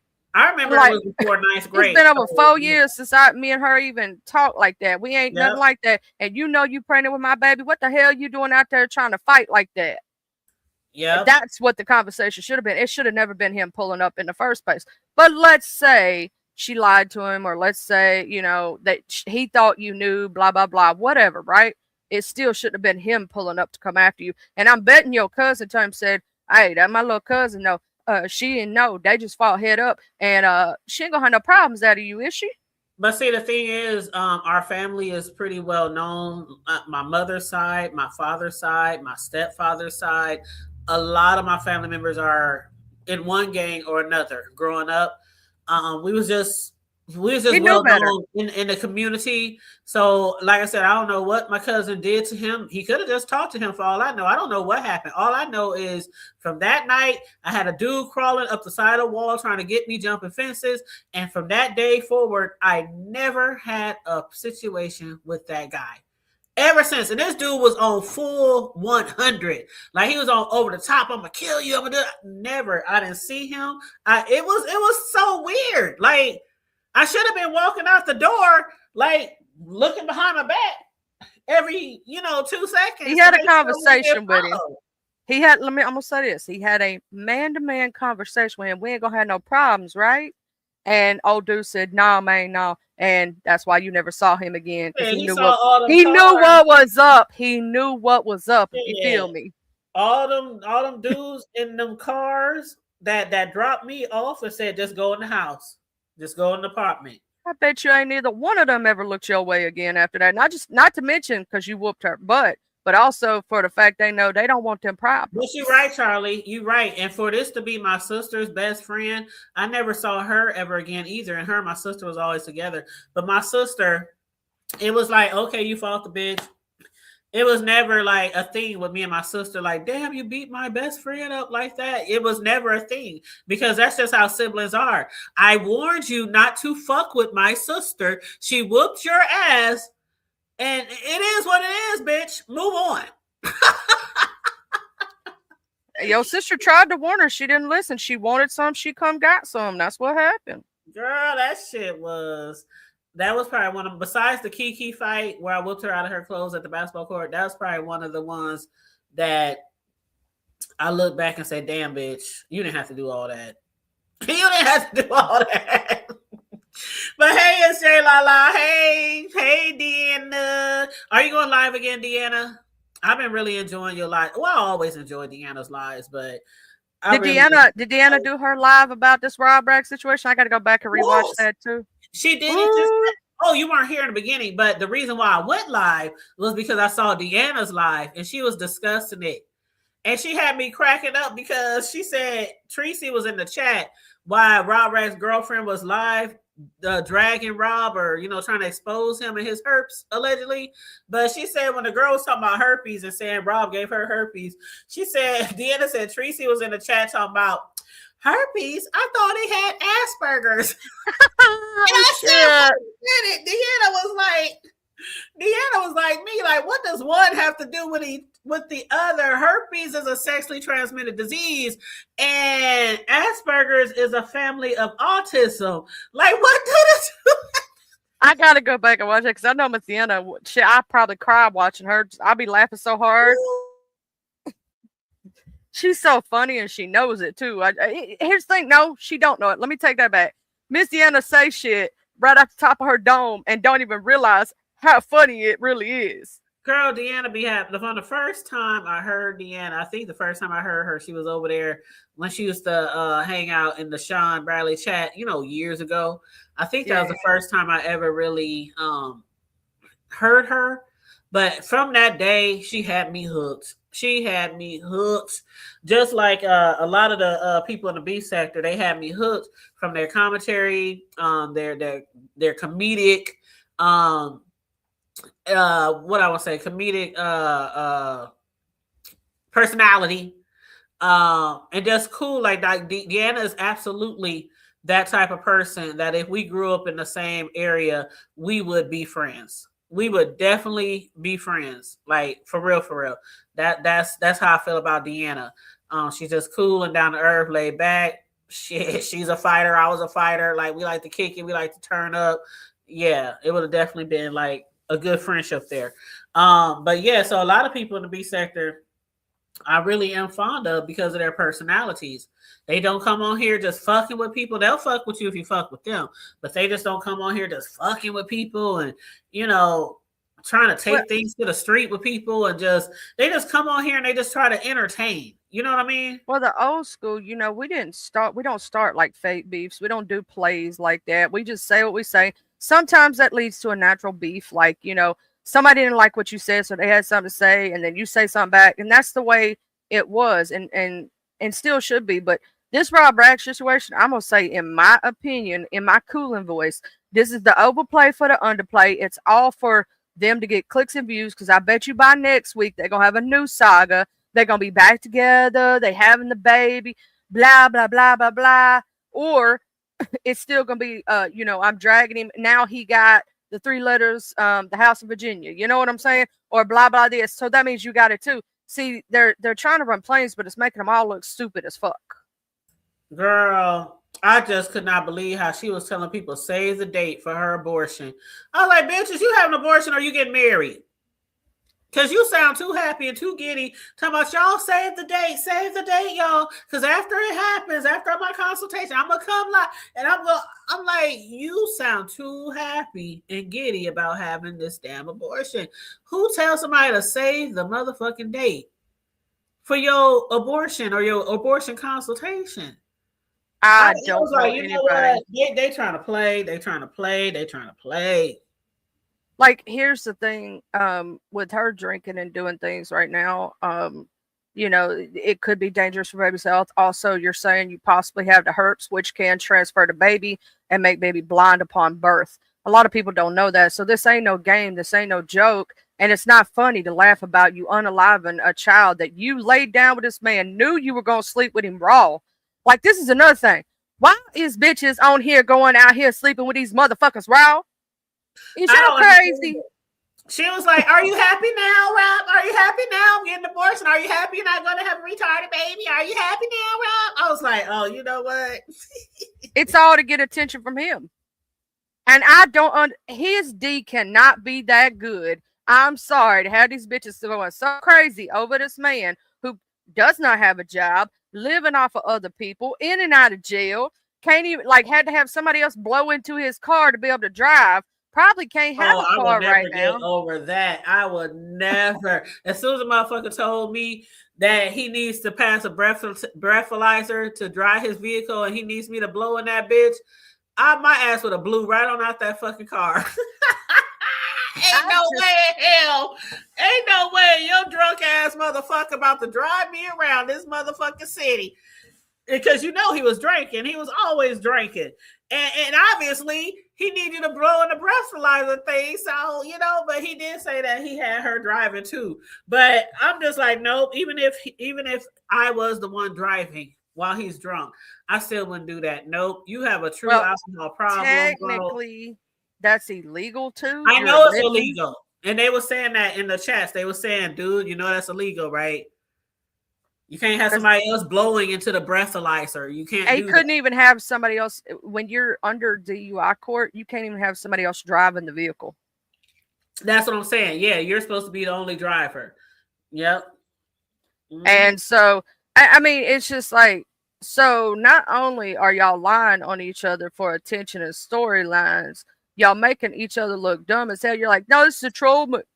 What the hell? I'm gonna say this. I've met some trolls that would never say they got the herpes and laugh about it and think it's cute or funny, or claim they getting an abortion and claiming it's funny. No, that's not a troll move. You're just, they are getting what they want right now, which is attention. Yeah. So that did work. I would give them credit on that. You got what you wanted, but not in the best way, because this gonna go around 5 years down the road. Somebody say, don't you got hurt, man? That storyline, you remember that storyline? You know how in the beef sector, shit will be remembered 5 years from now, 10 years from now. Somebody gonna bring that shit up. You know it. Joy said, I never understood how a drunk, a drunk keep a car. Oh, they do. Huh? You know what? I told this story before too. Every now and then, y'all know I get transparent and tell stories about me growing up. But my stepdad, he was in and out of the clink all the time for drinking and driving. In and out of the clink all the time. And then, like, after so many times, he finally started taking like the AAs and serious that they would make him take. And he finally stopped drinking. It took years, Charlie. I mean, he used to get like, whoa, how they say it, white girl wasted. Mm-hmm. I mean, he would get fucked up from Friday till he had to be back to work on Monday. He would work all week long, make that money, bring the money home to my mama. But on the weekends, and mind you, she was a church Bible thumper, and he was, out there in the streets. So she would be worried about him all weekend, praying around the house, speaking in tongues, God, keep my husband safe, all this bullshit. And he come home, and then sometimes on Monday, the job be calling because he couldn't get out the bed, and they like, where the fuck he at? And we like, we can't get him up. He's sick. He whatever. Girl, that shit used to be so crazy. And then after years, he finally, I don't know, just something just kicked him in his head, and he was like, "Okay, something finally clicked. This is dumb. I'm going to jail over and over again for drinking." And he had a car, He used to get his license taken away and got to drive out of town to the Capitol or wherever they went back then to get the license reinstated. It was a trip. It was a trip. I was like, yeah, shit, I got so many stories, a lot I can't tell y'all about, but child, I don't know how any woman in a right mind would put up with that shit. But hey, do you, boo boo, if it makes you happy. But I don't know how my mama put up with it, and she didn't even drink. Like, she didn't drink, she didn't smoke. I never understood the attraction between the two of them. I mean, I know why he was attracted to her. My mother, oh God, beautiful. I mean, just you know what it was? Beautiful woman. It wasn't just the fact that she was beautiful. It was also the fact that she was a lady, that she carried herself with a grace. Mm-hmm. And he was attracted to that because of her being graceful and all those things. And she probably, and I'm gonna say this, good girl, preferably good girl, going with the bad boy. You know what I'm saying? It was kind of like a Bobby Whitney. I always compared them to like a Bobby Whitney thing. Like, I really did with my mom, even though they weren't in entertainment or nothing like that. But she was so just churchy and so laid back. She didn't like to fight. That's why a lot of times when I would get in fights, she wouldn't even she just would tell my brothers, just make sure she okay, make sure she don't get jumped. If they be like, who's out there fighting again? Like, she was just so, and she was so nice and just sweet. She was like the total opposite of me. Like, she would dress up to go to the fucking gas station. She would dress up, totally makeup, the hair, the nice shoes, just to go to the fucking gas station. And it was a weird, and I mean, I'm talking hats and all that shit in church. That was my mom. Me, on the other hand, I'm t-shirts and jeans and sneakers.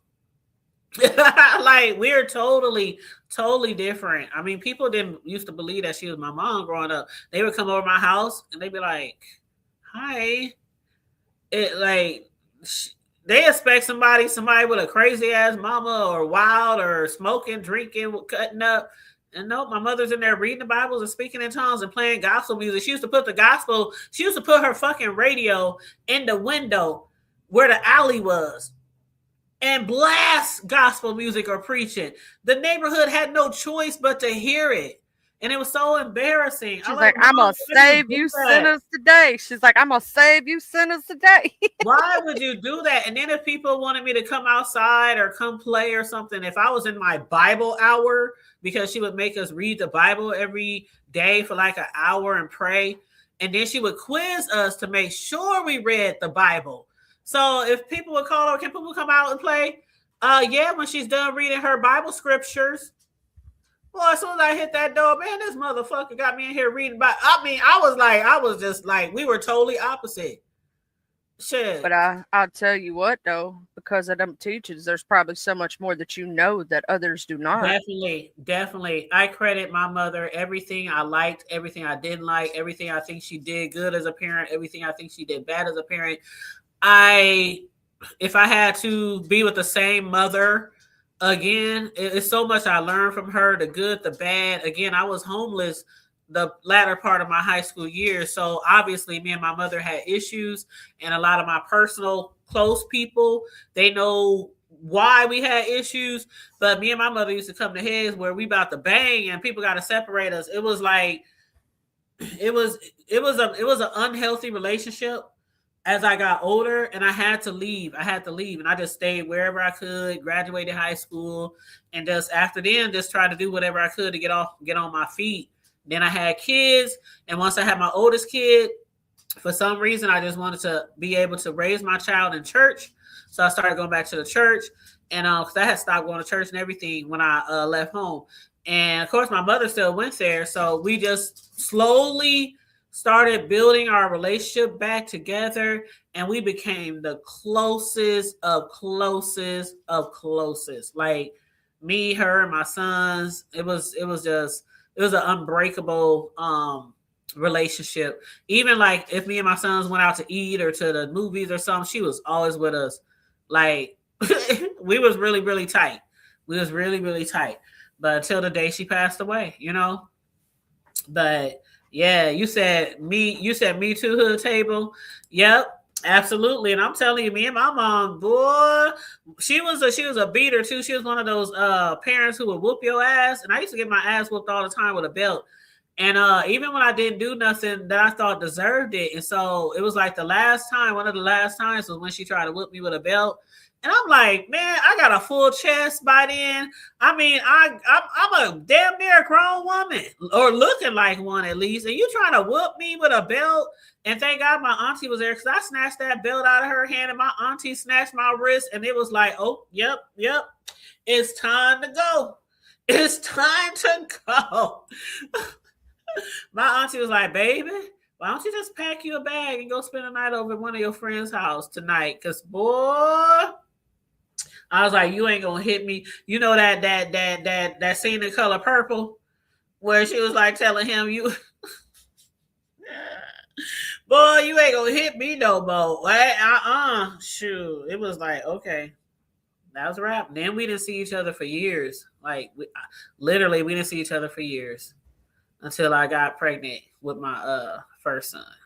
And for some reason, I guess he was meant to be, for many reasons, because he got me out the street. And he got me back having a relationship with my mom up until the day she passed away. So yeah. Things happen the way they happen for a reason. Yep. And it taught me how to be a different parent. I, of course, wasn't the best parent, but a lot of shit that I thought she did wrong and a lot of shit I thought she did right played a part in how I raised my sons. They got a lot of leniency. I don't want to say a whole lot of leniency, because they used to get in trouble too. Girl, shit. I didn't spare no ride with them, but I also then whooped them every fucking thing. I talked more to them. I sat down with them. This is why I'm upset. This is what you're going to do if you don't do this. You know what I'm saying? So it was a lot more talking and trying to get them to understand where I'm coming from, and also putting myself in their shoes as an adult. I remember when I was younger. I remember when I did this in class. I remember when I did this, and what did my mama do? And, so when you have parents who raised you that you didn't think probably did the best that they could, you have to take that every angle and use it when you're raising your kids. That's one thing I can, suggest to parents, especially, new parents. Well, I'm gonna Yeah. tell you my suggestion, and this is a thing. If you as a parent make a mistake, don't be afraid to admit your mistake and apologize and mean that shit. Yep. Because we are only human and we gonna make mistakes. We not perfect, right? So I've told this story before, but my son came to me one time and lied to me about something, right? And I found out he was lying to me. And then after that, another situation come up right after that, and I accused him of lying to me the second time when he didn't. But I sat there and I told him, I said, I apologize for not believing, but now do you understand why we don't lie? Because situations like this, if you had told me the truth that first time, I would never question your word. Because let me ask you this question. And when I asked him, I said, when before that situation happened, would I have ever questioned you whatsoever? I'd have believed you right away, wouldn't I? He goes, yeah. I said, so because of that one little lie, right? I said, it made me question you this time. I do apologize for not believing you right away, but do you understand why I didn't? And ever since that day, he ain't never lied to me again. You know what I'm saying? He ain't never did it again, because he realizes that first off, you're gonna get in twice as much trouble if you lie than if you tell me the truth. I may be disappointed in you. I may, talk to you, have a talking with you or something. But if you lie to me, it's gonna be 20 times worse. And see, that's one thing I took from my mom too. When I was growing up and I used to get in trouble or get beatings, because I called them beatings, not a spanking. I spanked my kids. We got beat back in the gap. A lot of people did. And so if she found out that she whooped me for something that didn't deserve it, she never apologized. You know how parents used to be back then? Yep. Like one of my friends' grandma, she used to say, well, shit, it was probably something else you did that I didn't catch, so you had it coming anyway. It's one of those type of things. But if I ever spanked my kids or punished them or grounded them for some reason, then I come find out later it really wasn't that, I would sit them down and I have to suck it in, even if I did want to. I'm so sorry. I did that. Please forgive me.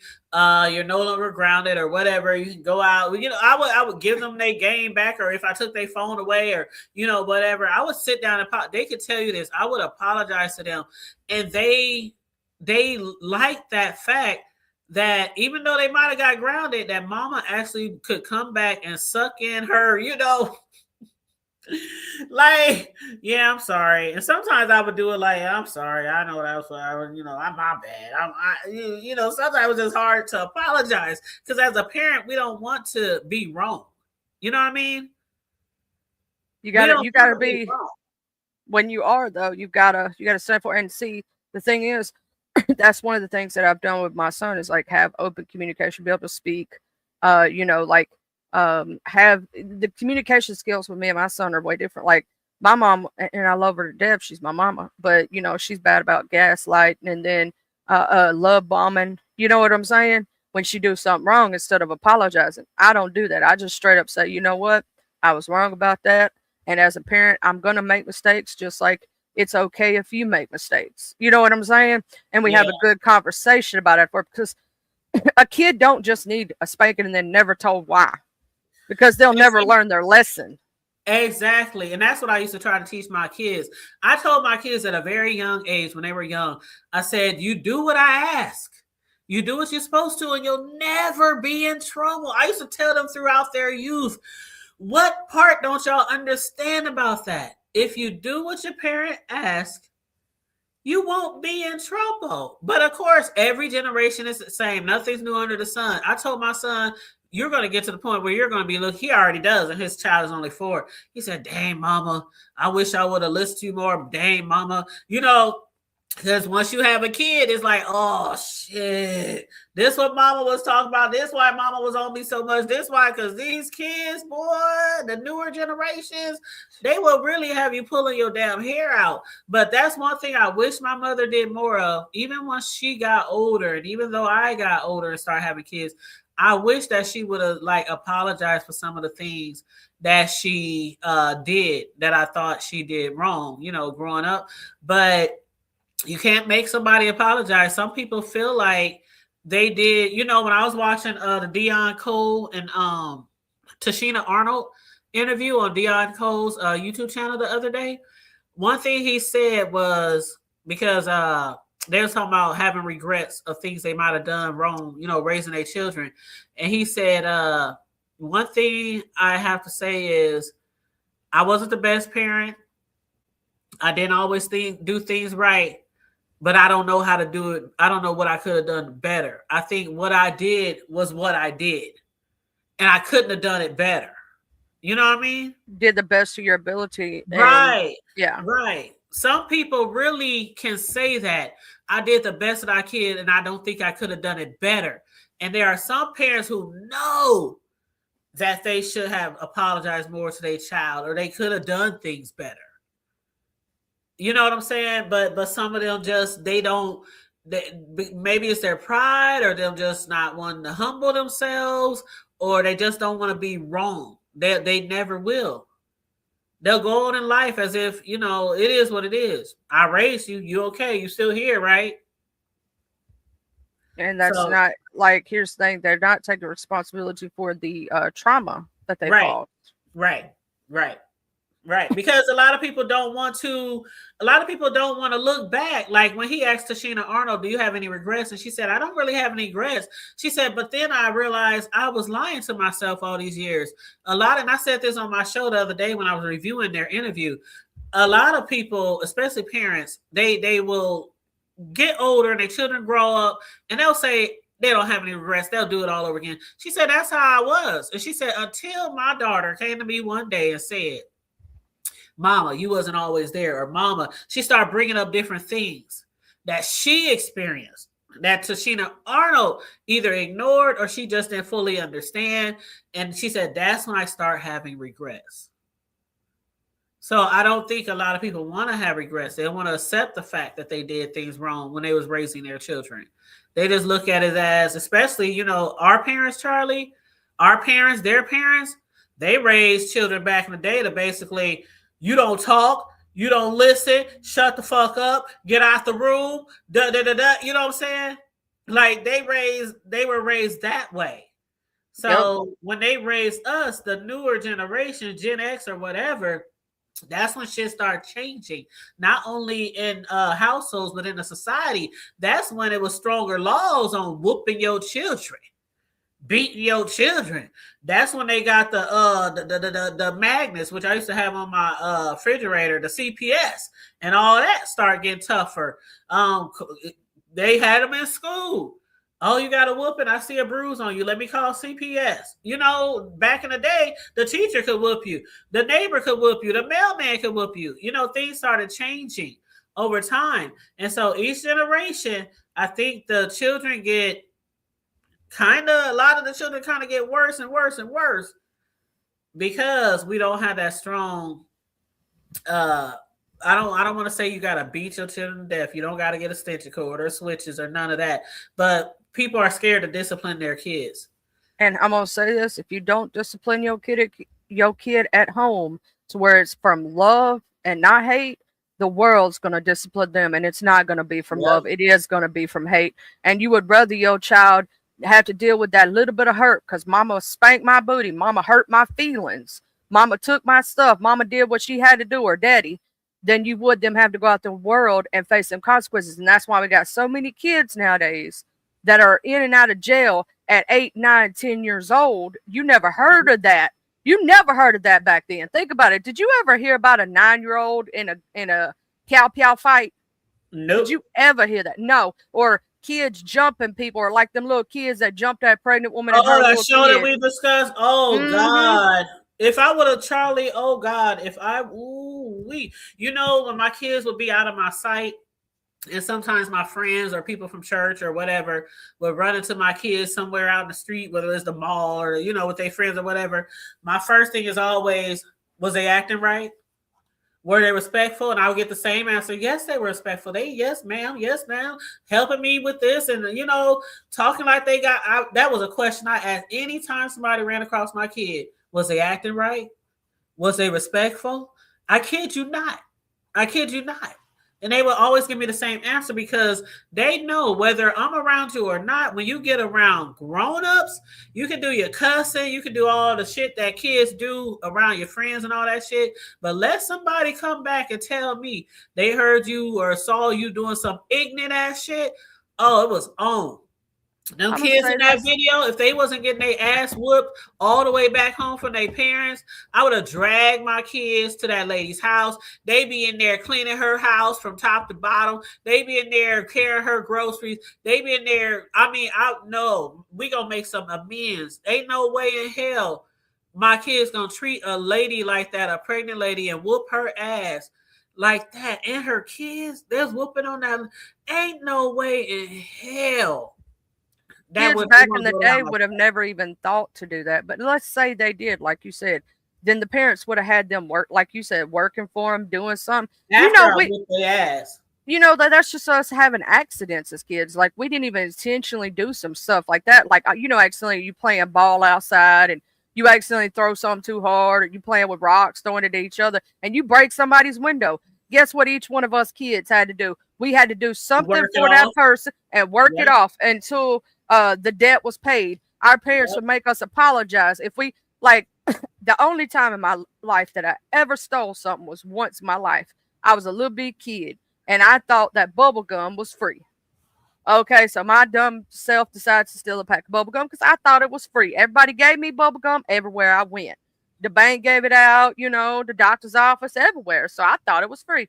My mama she looks at me, she go, "Where'd you get that from?" I go, "I got it from the store. It was free. It was sitting out, She said, "You just stole something."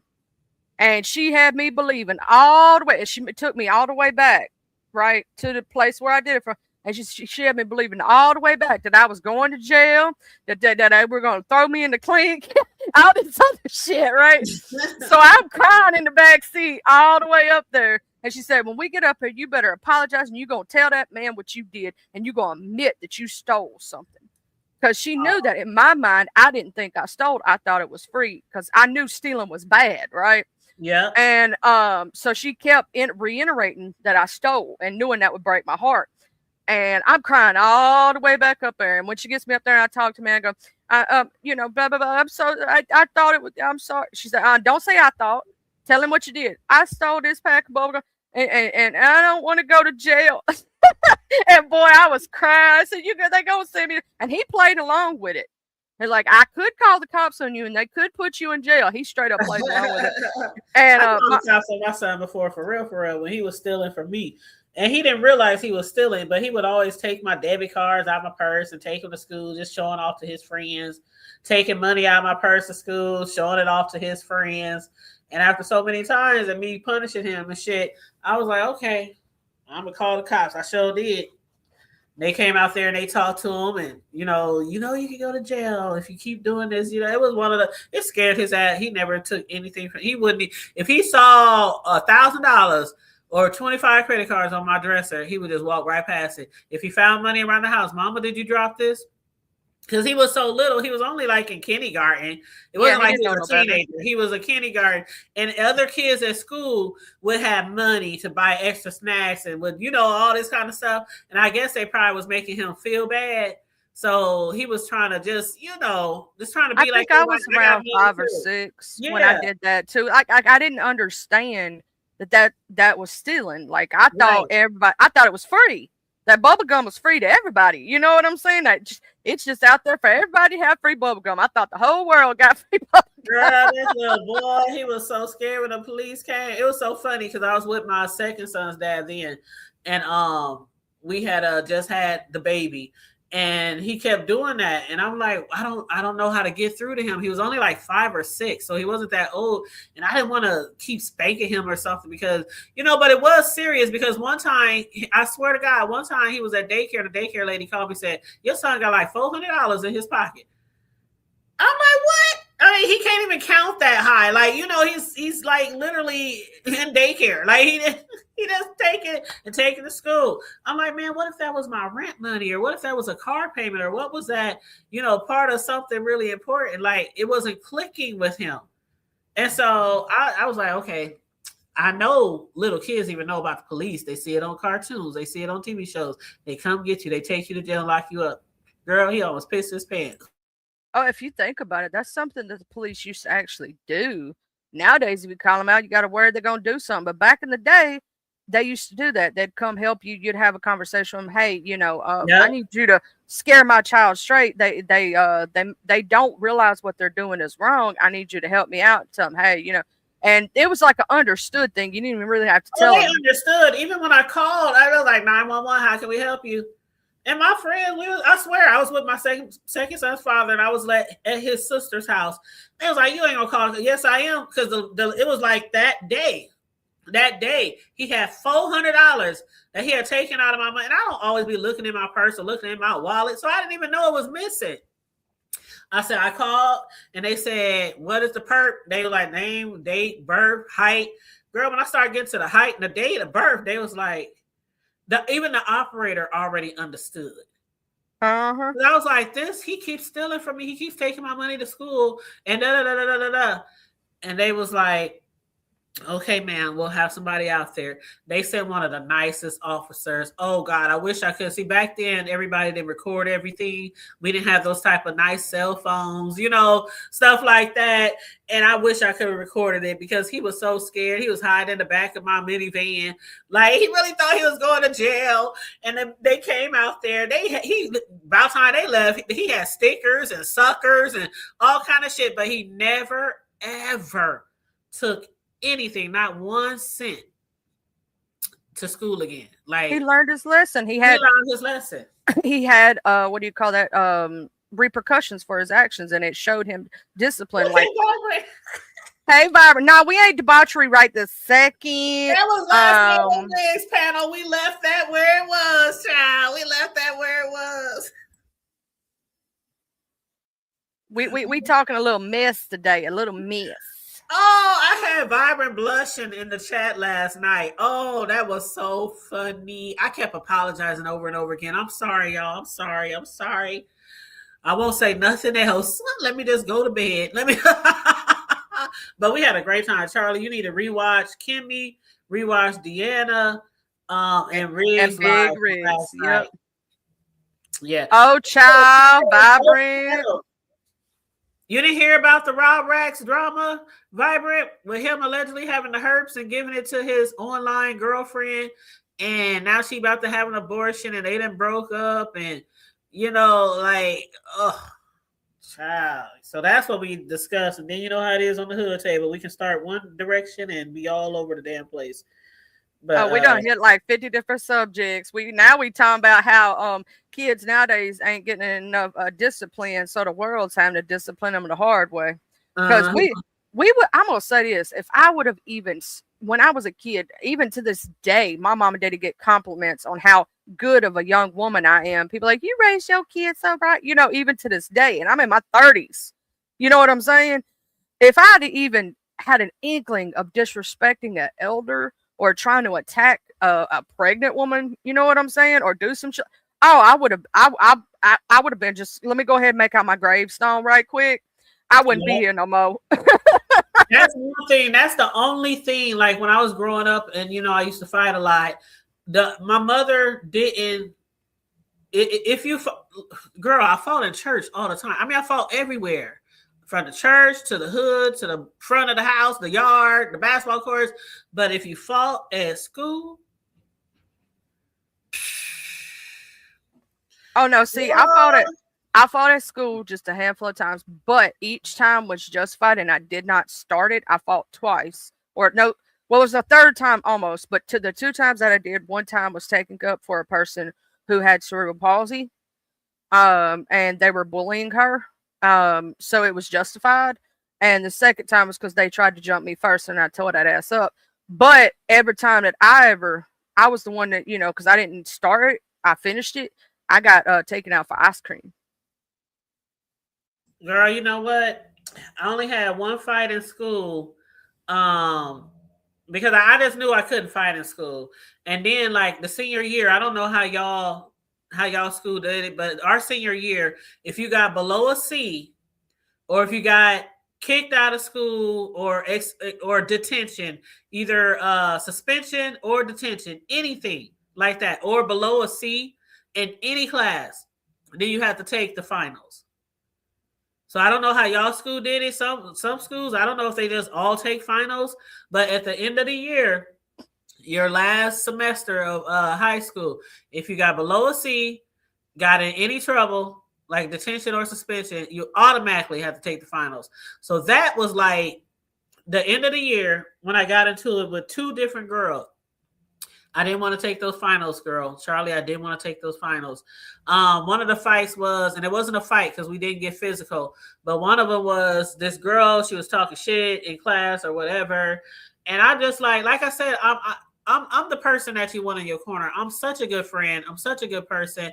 I pride myself on being a good person, even though I did fight a lot. But they were never I never started shit. It was just people fucking with me, and so I kind of have temper that I don't have as bad now, but it was then when people fucked with me.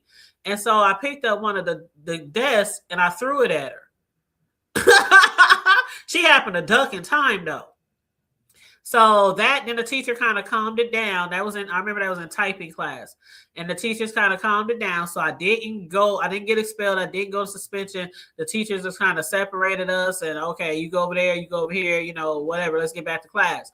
Then there was another time when another girl was fucking with me and she was trying to fuck with my boyfriend at the time. And she kept putting letters. You know how you share, some couples share like lockers, or some friends, they would share lockers, and we shared a locker and she would put notes in there and shit, trying to get with him. And I would always see the notes and read them. And, bitch, quit, bitch. The motherfucker don't want you. Okay. If he wants you, take her. If y'all want to be together, whatever. But she kept doing the shit. Right. So I told my boy cousin, I'm going to fuck this bitch up. And he was like, no, you don't want to get in trouble. Your mama going to whoop your ass. You're going to have to take finals. You a senior. This is the last semester. And I had to just bite that shit. I had to like really bite that shit.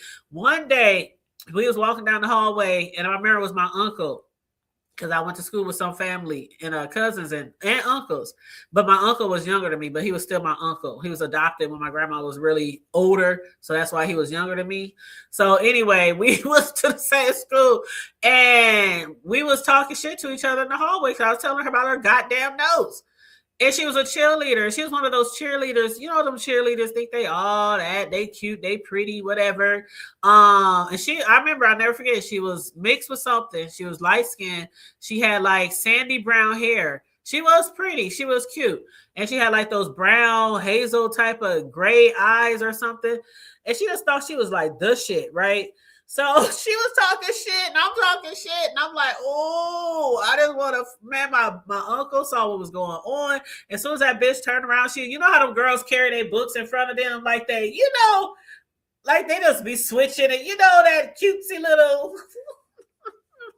nose up in the air shit. She must have walked away like that. And my uncle must have tripped her motherfucking ass, Charlie. Damn. She didn't even see it coming. She was just walking with her friends, talking shit. He slicked his foot in front of that bitch, and she went up, blah, blah, blah. Books went everywhere. That just made my whole entire rest of my semester. I was like, why you do that to that girl? She hit when I tell her face hit the motherfucking floor. She was eating the motherfucking wood floor at the school. Oh, that was funny. Now I'm gonna tell you this: in our school, it was all on exemptions, right? So you had to have a certain grade to be exempt, right, from the finals, and that goes from 9th grade all the way to 10th. It didn't matter if you got in trouble. It didn't matter about detentions, none of that. For us, it was all about how high your grades were. You know what I'm saying? If you had a high enough grade, you got exemptions. If not, you had to take it, you know. Yes, the desk, Vibrant. I picked that desk up and I threw it at her. I tried to knock her ass out with that desk. Because what was going to happen, it had the desk hit her and knocked her down. I was going to jump on top of her and just finish. You already had your plan, didn't you? I already had a plan. And it happened so fast. Because, again, I don't walk around fucking with people. I don't do it now. But people used to always like to fuck with me when I was younger. Like, it didn't matter. Shit, it didn't matter. And I'm like, shit, like I said, I was trying not to fight my senior year because I didn't want to have to take the finals. And see, the thing about it, when you have to take the finals, you know how seniors get out of school early? Mm-hmm. Like 2 weeks early or whatever it is. You got to come back the last week of school and take finals with all the rest of the kids in all 4 grades. If you got a suspension, a detention, or below a C in any class in the second semester of high school in your final year. So I was like, I know I couldn't fight. I don't want to get in trouble. Then I'd be in trouble with mom. And so I was like, I'm gonna pay this one. I'm gonna just take one for the team. But when my uncle tripped that bitch, that Charlie, that just, whew, that was everything for me. That was everything. She was so mad. But it was funny too because everybody's in the hallway. Everybody was laughing. It was so funny. I was like, that's what you get, bitch. Watch where you walking.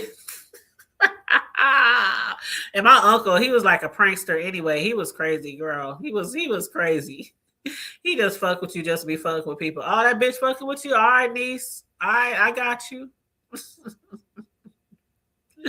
No, she was one of those stuck up. I'm telling you, she was cute. She was pretty. All the guys thought she was, everything and all that. And she was a cheerleader on the pom-poms and all this kind of stuff. Wore them little skirts around and them little shoes. And she just thought she was everything. God's gift to men or some shit. And she was snooty. She was real bougie. And yeah, she used to walk around with her head up, nose up in the air, like everybody else was down here. That's how she used to act. But that day when her face ate the floor, I never forget that shit. Me and my cousin talk about that shit all the time. They be like, matter of fact, that's funny because I said he was always his nickname was Joker, Charlie. When I said he's always a prankster, his nickname was Joker. That's what they called him in the hood, Joker. Just like remember what's that? The movie with Ice Cube and Day Day. Friday. Remember Joker, the Mexican, the Hispanic? Yeah, Friday After Next. Yeah. Every time I watch that movie, I think of my uncle because his nickname was Joker. But yeah, they still call him Joker in the hood. They still call him Joker to this day. But yeah, so he was always fucking with people. But yeah.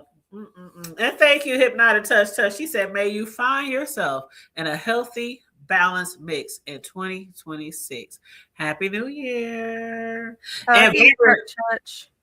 Yeah, Vibrant said she did see that video. And she said January 6th is the date, Vibrant. I was talking earlier how this bitch was up there talking about save the date. I'm like, shit, bitches, you get married? Is this going to be a party? Is it a gender reveal? Is it a gender reveal? Is it a baby shower? She talking about save the date. I'm like, you going to get an abortion consultation and you telling people to meet you here on YouTube after your appointment. Save the date. Child, I'm like, oh, damn. Did y'all hear that motorcycle? That motorcycle. Like, that thing was loud as hell. I know. But see, I do stay on the corner. I stay on the corner. So I got like a street over here. So it can get a little loud, in the crib. But yeah, that damn motorcycle was loud as fuck. But yeah, so I guess January 6th, y'all say the date. Put it on your calendar. She gonna get a Let's see what the new storyline is after January 6th. Because they're gonna try to come up with something new. Well, you saw he was in the hotel when he went live after that, because I guess she put him out, said he couldn't come back. The maintenance people said they gonna call the police if he show his face there on the property. So I saw the video that Diva shared when, you know, the two couples or ex-couples was on Rob's panel, and you could tell it was like a hotel because it had like a heater in the wall. You know how the hotels had a heater in the middle of the wall, hanging off the wall. Then the bed looked like it was a hotel bed. And you know how he used to go live from the hotels and he sit in front of the dresser? I know exactly what you're talking about. Yeah, that's what it was doing. So it gave me hotel. So I'm thinking he back at the hotel. And I'm like, motherfucker, why you just don't get your own shit? You've been with all these different women on YouTube. And ain't nan time have you had your own shit that I saw. But then again, it seemed like he want to live off of women or live off somebody instead of like taking care of his shit, right? He a grown ass man. You tell me that why he ain't got his own place, why he ain't got a job, why he keep moving in and out of these women's places. Child, I don't know. Well, you know what? I'm a little over 2 hours here. I swear I'll be trying to be on here like an hour, but the conversation does be going and going. And I do appreciate you hitting the panel. I appreciate everybody in the chat. Please make sure you like and share the video so I can get back in this algorithm. I can't believe I got drawn back into doing some beef sector content. It was the first thing that brought me back in 2026. You were like, dang, I had a whole resolution. No, I'm back at it, I suppose. And I always said that if I found something interesting that I really want to discuss, then I'll discuss it. But it wasn't nothing that was just like really catching me, you know, to make me want to do some B sector commentary. It's been almost a fucking year since I did B sector commentary. But that shit, when I saw that shit and that girl on that live, I was like, you lying to me. You was lying to me. Now y'all got herpes, and people was like, well, shit, if you got herpes, what about Tracy and them? Like, what about, I'm like, child, I don't wish herpes on nobody. I don't wish no diseases on nobody. I really don't. I hope they in 2026 stay fresh and clean. I agree with you, Miss Joy. He is not a grown man. He's actually a child in a grown man's body. And on that note, I want to thank you for having me to Hood Table. I'm going to go ahead and drop down and let you do your outro. And I love you, girl. And I'll be live on Riggs tonight for our Sunday edition of From the Block to the Hood Table. I don't know the topic yet. Let me see if he sent me a topic yet. He hasn't sent me a time. Riggs, where are you at, Riggs? It's 3:00 Central Time, and in 6 hours we're supposed to go live, and I don't know the topic yet. Mr. Big Riggs. I'm not even gonna hit him up because he'll hit me up. He'll hit me up before. Oh yeah, I know he will. But I want to send you some love. I'll try to be over there. I'm probably gonna lay down for a little while. Just ain't felt good. But I love you, the Hood Table. I love you too, boo. Bye. Love you, chat. Bye. See you later. But yeah, Riggs and I are supposed to be live on his channel tonight. Big Riggs, excuse me, Big Rig Slaps. So From the Block to the Hood Table, every Sunday we started season 2 like 3 weeks ago or 4 weeks ago. We started season 2. So shout out again to the people who've been supporting Riggs and I on From the Block to the Hood Table. Matter of fact, it's going on a year too since we started that. I think we started in April of last year. So yeah, it's going on a year since me and Riggs started collaborating every Sunday. At least we try to do it most Sundays. Every now and then we do got to take days off for, you know, family functions or not feeling well or, you know, just life, right? But mainly every Sunday we do go live. We flip-flop from his channel, then my channel, then his channel, to my channel, and discuss different things from family to kids to life. Trending celebrity news. We always discuss something, you know, interesting and engaging. We always try to bring up a topic that's engaging for the chat. And then we have an open panel at the end of the show. If anybody want to hit the panel and discuss anything, you know, that we talked about. One thing about Riggs and I, though, on our show, From the Block to the Hood Table, no B sector content is done. We might mention something like, did you see this? Or, I know everybody talking about this. I'm gonna have to watch this later. Or, yeah, I heard this or heard that. But it ain't no detailed commentary done. That's one thing we try not to do on our channel. On our show. Now, if he wants to discuss B sector shit on his own show or whatever, he's free to do that. If he wants to. Same here with me. If I want to discuss B sector shit like I'm doing now, on my channel or whatever, it's just that our show, we try to keep it away from the B sector just to bring y'all something consistently that is just on a different level. Not saying we're above or below or nothing. I'm just saying something different. That's what I'm just trying to say. Give you guys something different, because a lot of people over here, that's what they do. We discuss the B sector. So it's just to give y'all something different. So it's just not another show talking about the same shit that's already been talked about a million times over and over and over again. So we try to bring y'all things that we might have heard in the news or celebrities or even in life, just things like that. So again, we appreciate everybody who's been supporting us since we start our show. Again, it's every Sunday. This Sunday will be on his show, 9 p.m. Central Time, 7 p.m. Pacific. That's the time we always go live. So what I'm going to do, and thank you for dropping the Cash App. I appreciate it. If anybody want to donate to the platform, $, the Hood Table 402 is the Cash App. Again, tonight, Riggs channel, meet us over there. 9 p.m. Central, 7 p.m. Pacific. Other than that, I'm about to get off of here, and I think I'm going to take me a nap. I had my baby over here last night, and while he was asleep, once he went to sleep, I hit Riggs panel, and we was on there like 3 hours or so. And I was like, damn, I'm surprised my baby ain't woke up. His bedroom was like across the hall from mine, my grandson. And his door, I always have him sleep with his door open, because I like to, be able to hear if anything is going on in there, even though I got a Ring camera in his bedroom, so I can always just look at the Ring camera and check on him. But and my door was open, and I was just laughing, and we were so loud, and we was just up there having a good old time on Ring's panel. I'm surprised I didn't wake my baby up. Let me take my ass to bed. But then he got up this morning, and after getting his little breakfast and playing around with his toys and, watching TV and all that kind of stuff, then I dropped him off. Got back here, went live with you guys. So I'm about to get back in the bed because I can use some more sleep, child. And at my age, I love to take naps. That's one thing. When I was watching the Dion Cole interview with Tashina Arnold, he said, man, one thing about it, he said, I love naps. He said, some people, when they get old, they be like, I need more naps. He said, I've always been like that. I always loved a good nap in the middle of the day. Just look forward to crawling in that bed, getting under them covers and napping for a couple of hours. And that's exactly how I feel too. I love me a good ass nap. And that's exactly what the fuck I'm about to do, is get my ass in here and get under this bed, grab my laptop, sit it on the table next to me. And if anybody goes live that I follow or support, I'll definitely probably be in your clouds. Might drop down, but I'm gonna try to take me a nap. But yeah, Charlie, I'll see you tomorrow. I know you go live Monday through Friday every morning around like 10 or something like that.